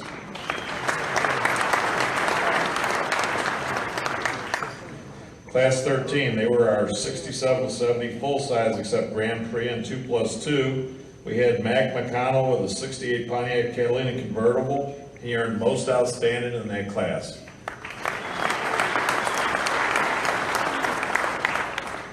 Class 14 is our 71 to 05 full size except Grand Prix and 2+2. David Stafford with his 97 Pontiac Bonneville SSEI, outstanding. David and Diane came up here from Illinois, I believe. They were headed up River Road on Sunday, a week ago today, with their 65 Pontiac wagon. And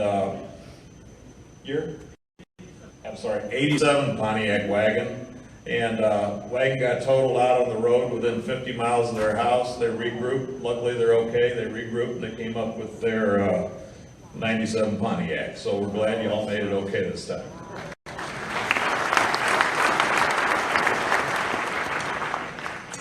Also in Class 14, we have Robin McKay with a 78 Pontiac Parisian 4-door, outstanding in class. And our most outstanding in Class 14 is Shelley Condon with her 75 Pontiac Granville.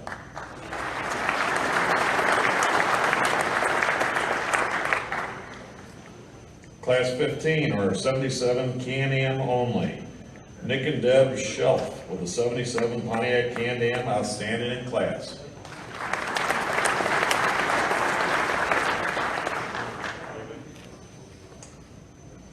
We have Chuck Rotrammel with his 77 Pontiac Can-Am. He was most outstanding in class.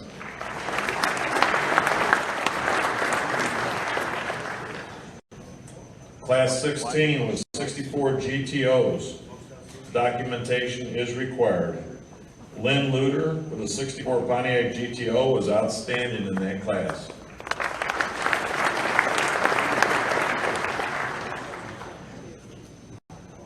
The 64 Pontiac GTO convertible, the most outstanding in that class was our show chairman, Arthur Barrett.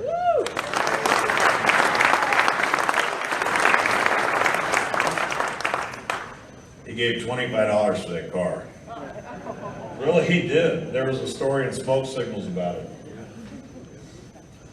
Class 17 are all 65 GTOs, also documentation required. We have Eldridge Drury with a 65 GTO, outstanding in class.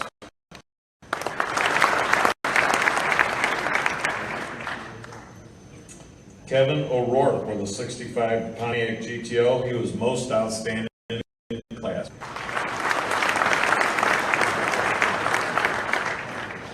Class 18 are our 66 GTOs. Chad Starbuck with his 66 GTO was outstanding.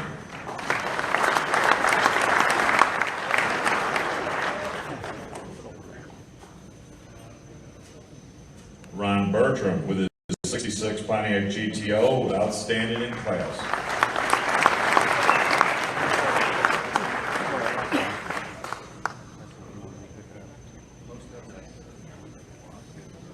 And Dondi Weniger with his 66 GTO was most outstanding in that class.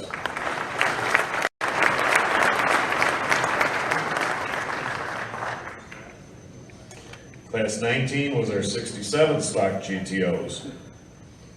We have Angelo Bacon with a 67 GTO, outstanding in class.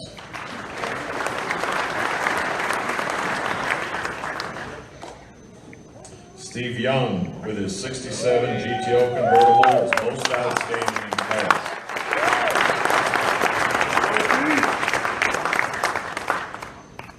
Simone is our club treasurer, his wife. I hope we didn't buy that car for him.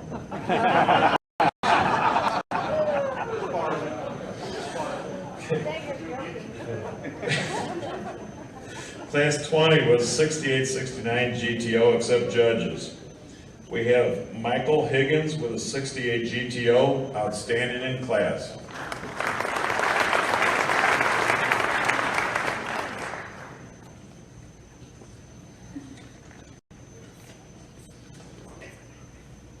Also class 20, we have Scott Lynch with a 69 Pontiac GTO, most outstanding in class.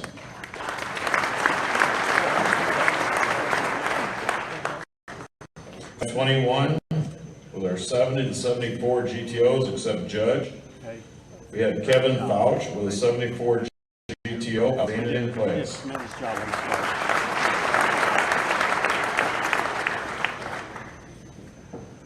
Also class 21, Gary Ruffin with a 71 Pontiac GTO, outstanding in class. Must have been a big class. I'm seeing some pretty high letters here. Jody Traylor with a 72 Pontiac GTO, outstanding in class.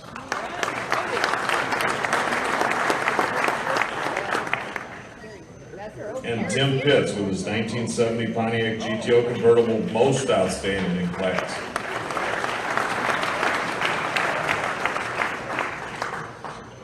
Class 22 with 69 and 71 judges, hardtops and convertible, and they have to prove it really is a judge for us. We have Steve DeMars with his 71 Pontiac GTO, judge. Right here. Outstanding in class.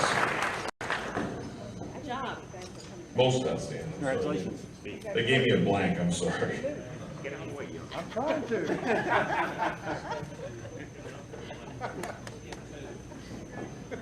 Where are we?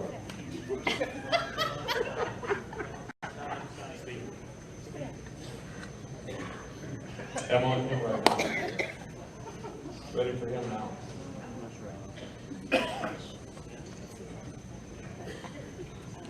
Nope.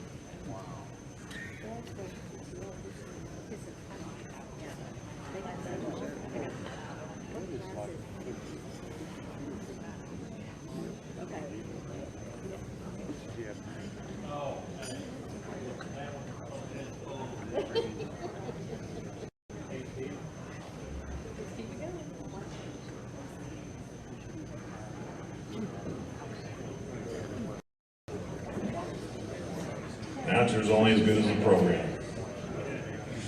Okay, in class 22, which is the 1970, 69, 70, we have John Stites with a 70 Pontiac GTO judge, outstanding.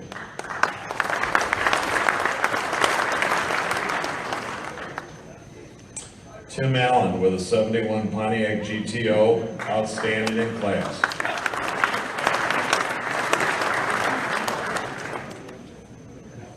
And Brian Sorensen with 70 Pontiac GTO was most outstanding in class.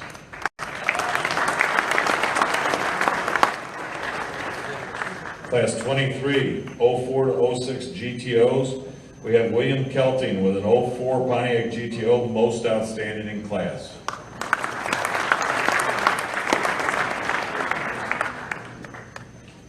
Class 24 were our 61 to 63 transaxle Tempest Le Mans, including station wagons. Larry Thomas had a 63 Pontiac Le Mans, he got outstanding in class.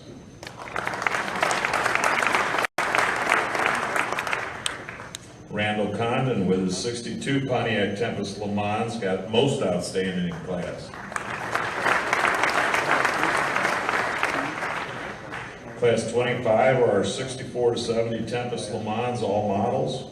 We have Jeff Braithwaite with a 66 Pontiac Le Mans, outstanding.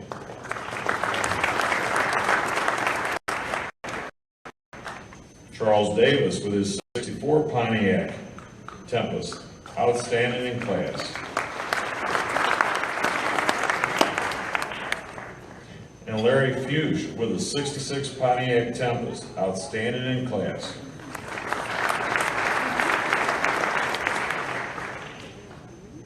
Big class. Mike Paulson with a 67 Pontiac Le Mans Sprint, outstanding in class.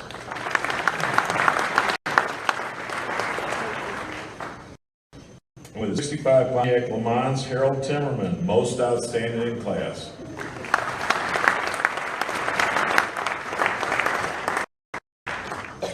'26 is our 71 to 81 Compacts Intermediates, all models. We have Clyde Foster with a 78 Pontiac Grand Am, outstanding.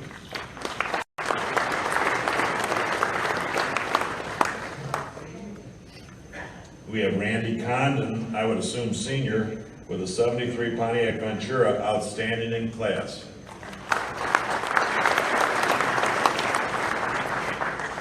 And Jerry Zanger with a 71 Pontiac GT37, most outstanding.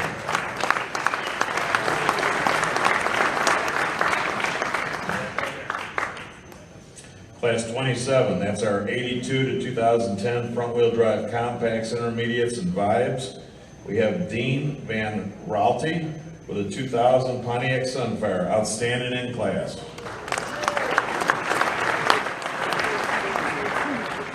Lyman Hall with a 2001 Pontiac Grand Am GT, outstanding.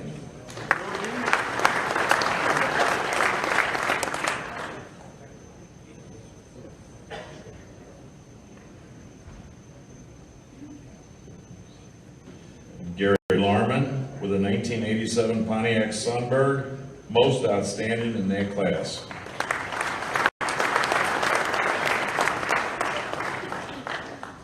Class 28, all 62 Grand Prix. Dan Olnick with a 62 Pontiac Grand Prix, outstanding in class.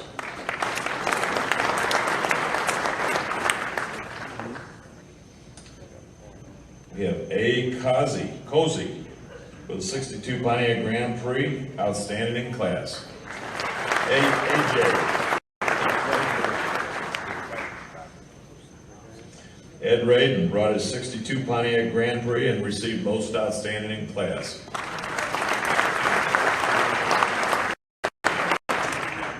Class 29, that's our 63 and 64 Grand Prix. Robert Jacob with a 63 Grand Prix, outstanding in class.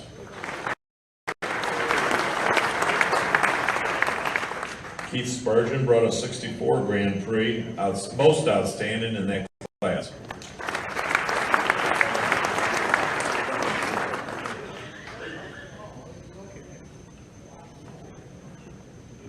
Class 30 were 65 and 66 Grand Prix. Dave Kohlauer with a 66 Pontiac Grand Prix, most outstanding in class.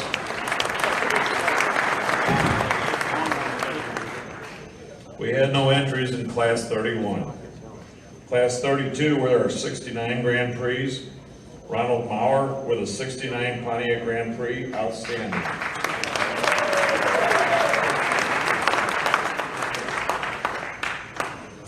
Bob Kopika brought his 69 Pontiac Grand Prix, outstanding in class.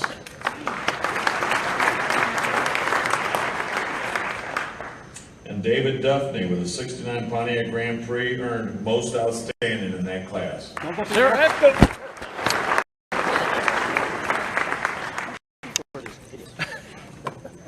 We got to put a barrier up there. Class 33, that's our 70, 71, 72 Grand Prix, Hurst, SJ, and SSJ.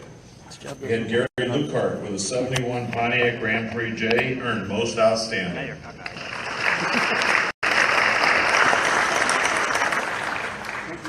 Class 34 were 73 to 87 Grand Prix and the Grand Prix 2+2. Mark Padalock with a 77 Pontiac Grand Prix was most outstanding in that class.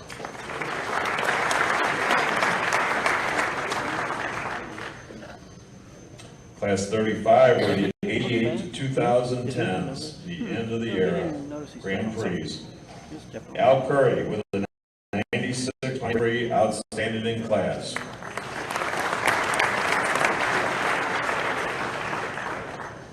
Homer Baldwin brought his 99 Grand Prix GTP and earned outstanding in class.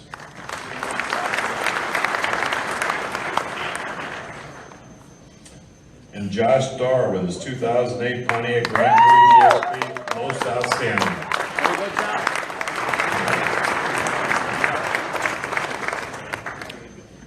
Class 36 were our Solstice GX, were our 2006 to 1 Solstice.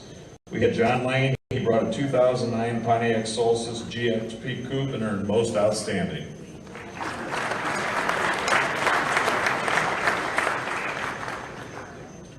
Class 37, they were the 06 to 11 G5s, G6, and G8s. Tony Becker brought a 9 G8, earned outstanding in class.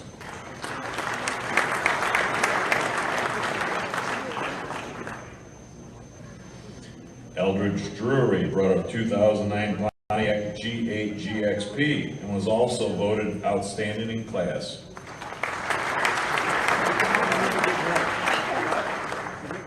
Terry Hill had a 2009 Pontiac GXP G8, outstanding in class. Sorry, man. I'm just being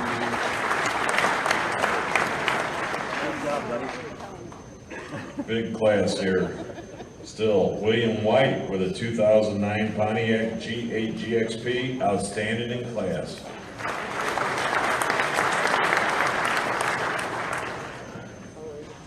And Chuck Merica with his 2007 Pontiac G6 GT Sport was voted most outstanding.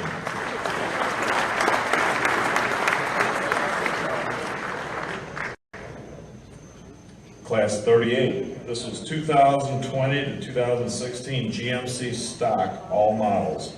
Justin LeClaire brought a 2012 GMC and was voted outstanding.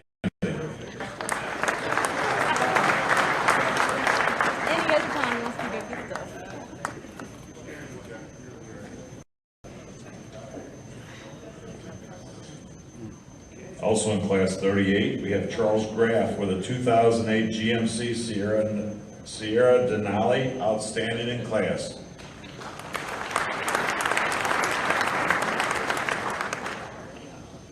And Paul Prenzing with an 83 GMC Caballero, most outstanding in class. Congratulations.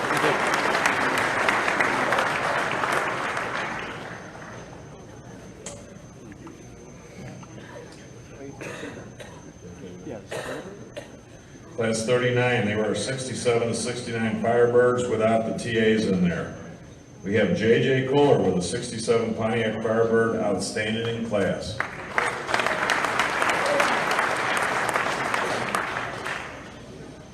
Art Ferentz with a 68 Pontiac Firebird was outstanding in class.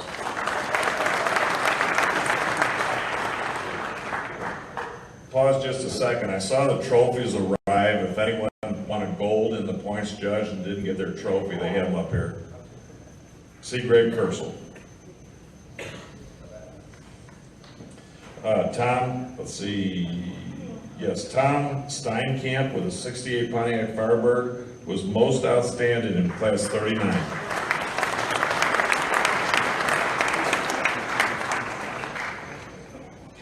Class 40 were our 70 to 81 Firebirds without the TAs.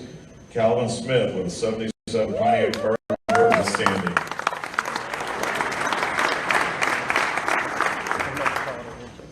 Randy Wage brought a 79 Pontiac Redbird Esprit and one outstanding.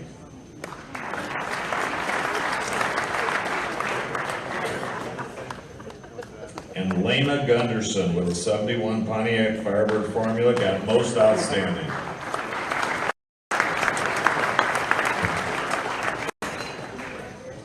Class 41 were 82 to 02 Firebirds without the TAs.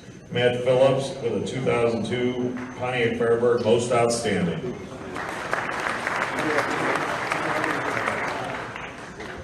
Class 42, those were our 69 to 73 Trans Ams. Jack Scott with a 71 Pontiac Trans Am most outstanding.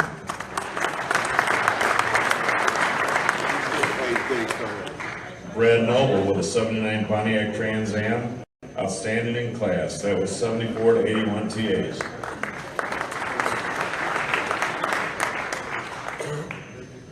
Continuing with class 43, the 74 to 81 TAs, Jay Christie with a 76 Pontiac Trans Am, outstanding.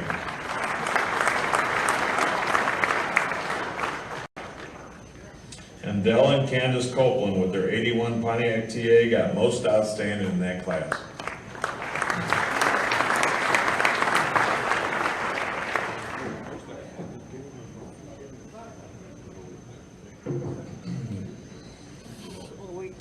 Class 44, those were our 82 to 92 Trans Ams. Gene Shear with an 89 Pontiac Trans Am 40th anniversary, most outstanding.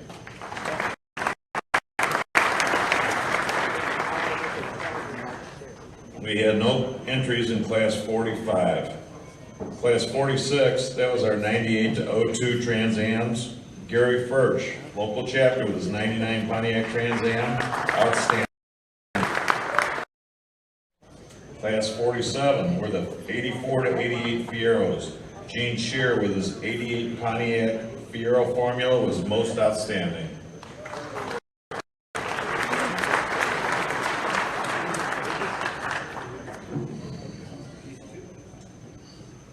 We had no entries in class 48. Class 49, 90 to 2010s, again, end of the era, vans, Aztecs, and SUVs.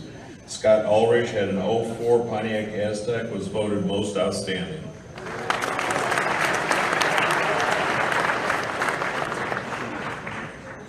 Now we're into our semi-modified popular vote classes. Class 50 were the 26 to 57 modifieds, semi-modifieds. Cliff McPherson had a 55 Pontiac Chieftain two-door, was voted outstanding.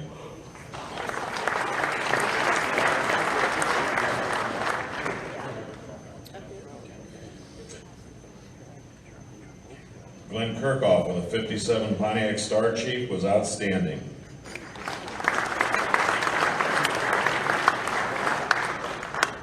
And Dale Olson with his 57 Pontiac Chieftain was voted most outstanding.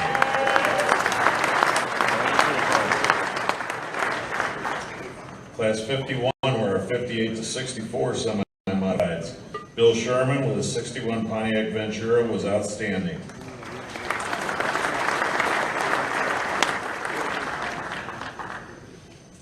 Ted Baumkamp with a 58 Pontiac Chieftain convertible was voted outstanding.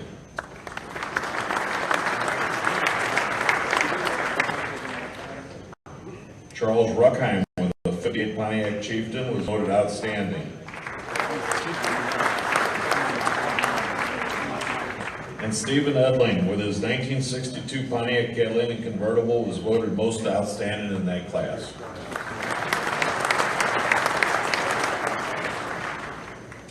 Class 52 were our 65 to 70 semi-modifieds. We have Mark Riddick with a 70 Pontiac Le Mans Sport, outstanding.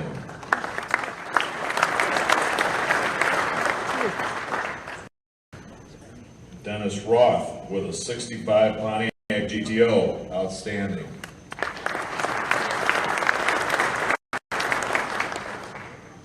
Clint Scherger with a 70 Pontiac Parisienne, outstanding.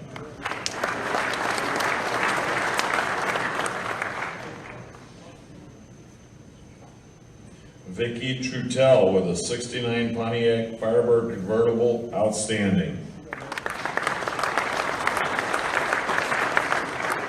Another big class here, same class. Ed Taylor with a 67 Pontiac Le Mans was outstanding.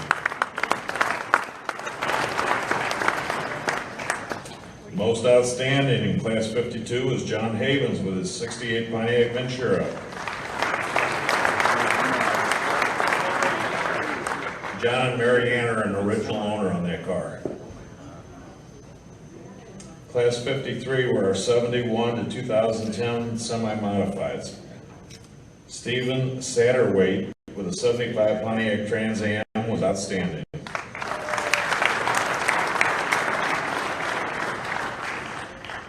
Tim Herrera with a 77 Pontiac Trans Am was also voted outstanding.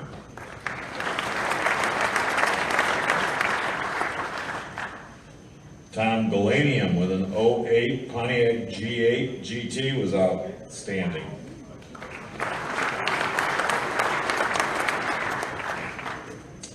Stephen Shack with a 73 Pontiac Formula was voted outstanding.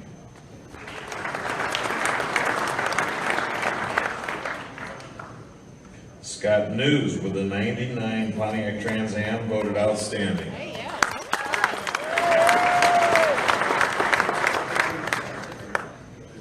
Mike Winkleman with a 76 Pontiac Trans Am was most outstanding in that large class.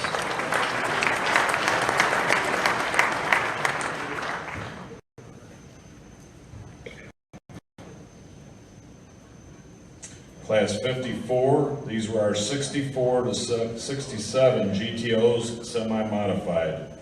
Clarence with a 65 Pontiac GTO was outstanding.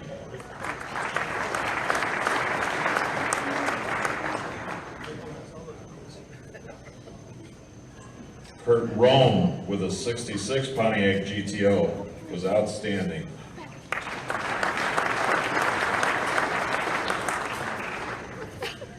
Steve Kissinger with a 67 Pontiac GTO was voted outstanding. Another very large class. Thomas Rolfer with a 67 Pontiac GTO convertible was outstanding.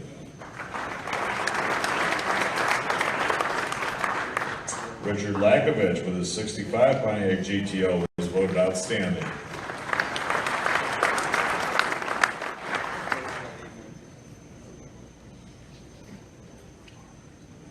Kenneth Smith brought his 64 Pontiac GTO and was voted most outstanding in that class.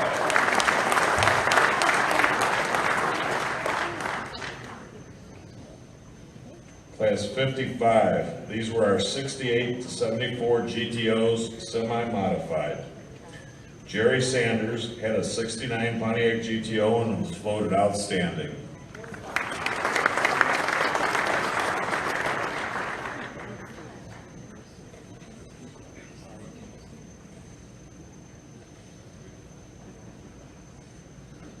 Continuing our class 55. 68 to 74 GTOs semi-modified. Tom Collis had a 68 Pontiac GTO, was voted outstanding.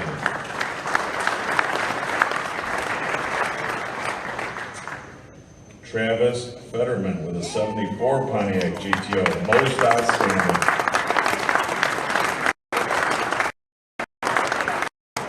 Last year in the early series GTOs. Class 56 were our 2016 GMC semi-modified and modified trucks.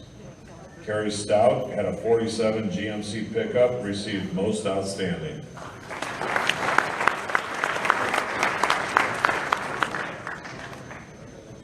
Class 57, these are our 64 to 74 GTOs fully modified.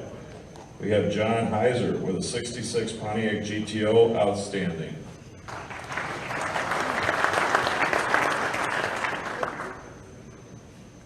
Dennis Johnson with a 66 Pontiac GTO, outstanding. Still in our fully modified GTO class, we have William Hargrave with a 64 Pontiac GTO, most outstanding.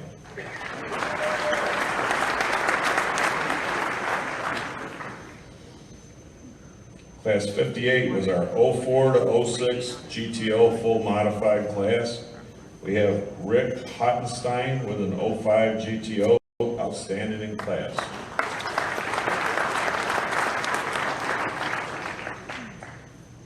Host chapter David Nankaville with an 04 GTO, most outstanding.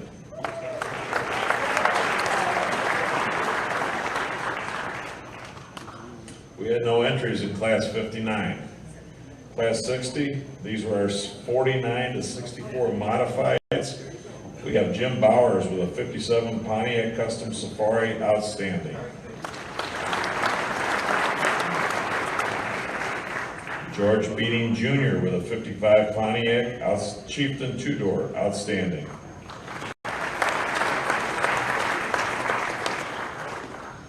And Robert Petrie with a 58 Pontiac Bonneville, most outstanding.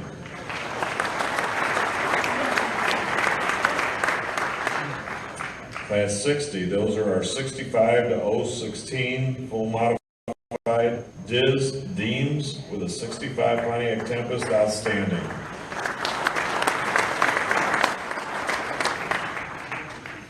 Curtis Schneeberger brought a Pontiac G8 GXP Firecock and was voted outstanding.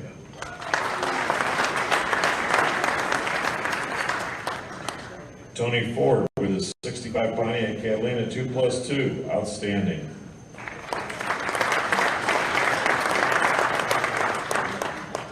And Bill Parker with a 68 Pontiac Firebird was voted most outstanding.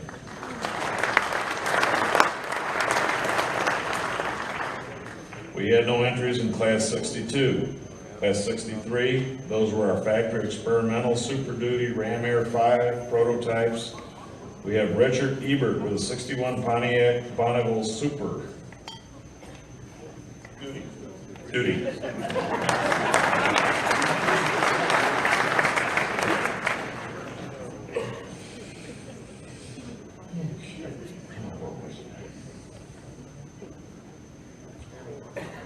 Where was I now? Ebert. Ebert, okay. Got it. Also class 63, Ron Chalmers with a 60 Pontiac Catalina, outstanding.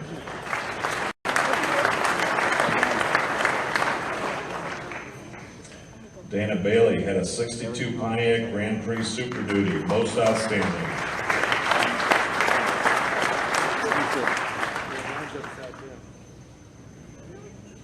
Class 64, this is our all race class. We have Alvin Hedges with a 65 Pontiac GTO, outstanding.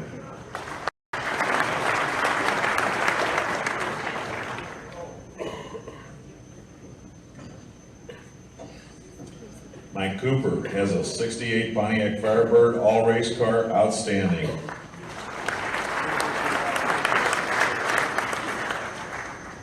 Jim Foch has a 64 GTO, most outstanding.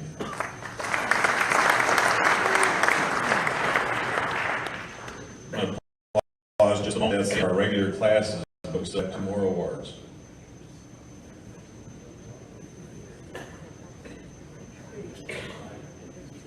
What?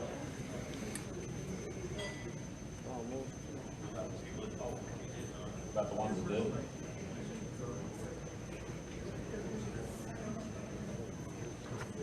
We're going to do a group picture after all this is over. We're going to do a group picture after all this is over. They're reminding me, anyone that did not get their gold award, that won a gold award and points judged, we do have the awards up here now. They were in the other room. So whenever you get a chance, you can come up now or just shortly after we end the ceremony, come on up and get your gold award.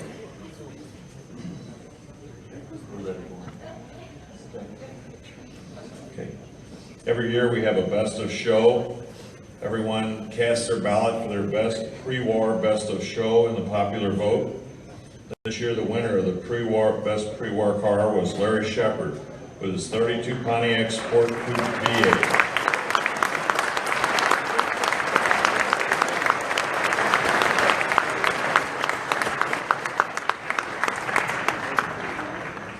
And I'm assuming everyone in the entire room knows, since we all know our Oaklands and Pontiacs, that the 30 and 31 Oaklands had a V8 flathead engine right out of the factory. And certain 32 Pontiacs had, since Oakland ended in 31, there were a continuation in 32 where some of the Pontiacs had a V8 engine out of the factory. Our best of show post-war was Joseph Wheat with his 53 Pontiac Chieftain station wagon.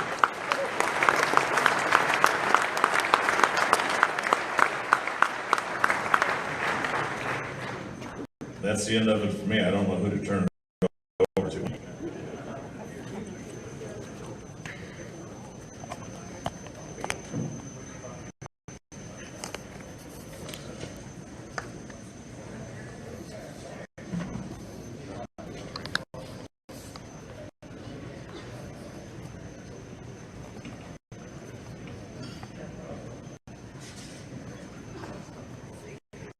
Many outstanding vehicles and awards given tonight. Do we have veterans in the audience here? Let's give it up.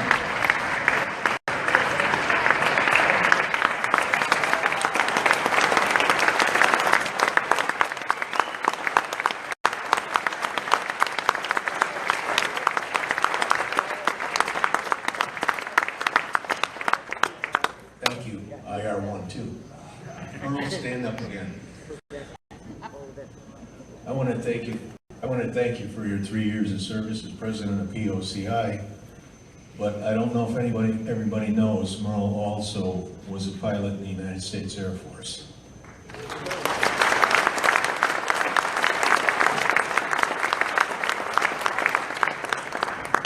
We were in Vietnam at different times together. Yeah, okay. You were playing handball while I was playing slosh ball. Aside from the keys, and I think there was one other thing I failed to mention, the Louisville chapter display was out in the vestibule here. If anyone is from Louisville and wants to pick that up, take it home, please do so. I'd like to thank the Board of Directors of POCI for giving me their confidence to run the organization for the next year. And with that, everyone have a safe trip home. Yes. Okay. Arthur just informed me that there is a table outside where you can sign up for next year's convention, which will be held in Fort Worth, Texas. They're also selling shirts out there. If anyone wants to get one, feel free to do so. Have a safe trip. God bless everybody, and we'll see you next year.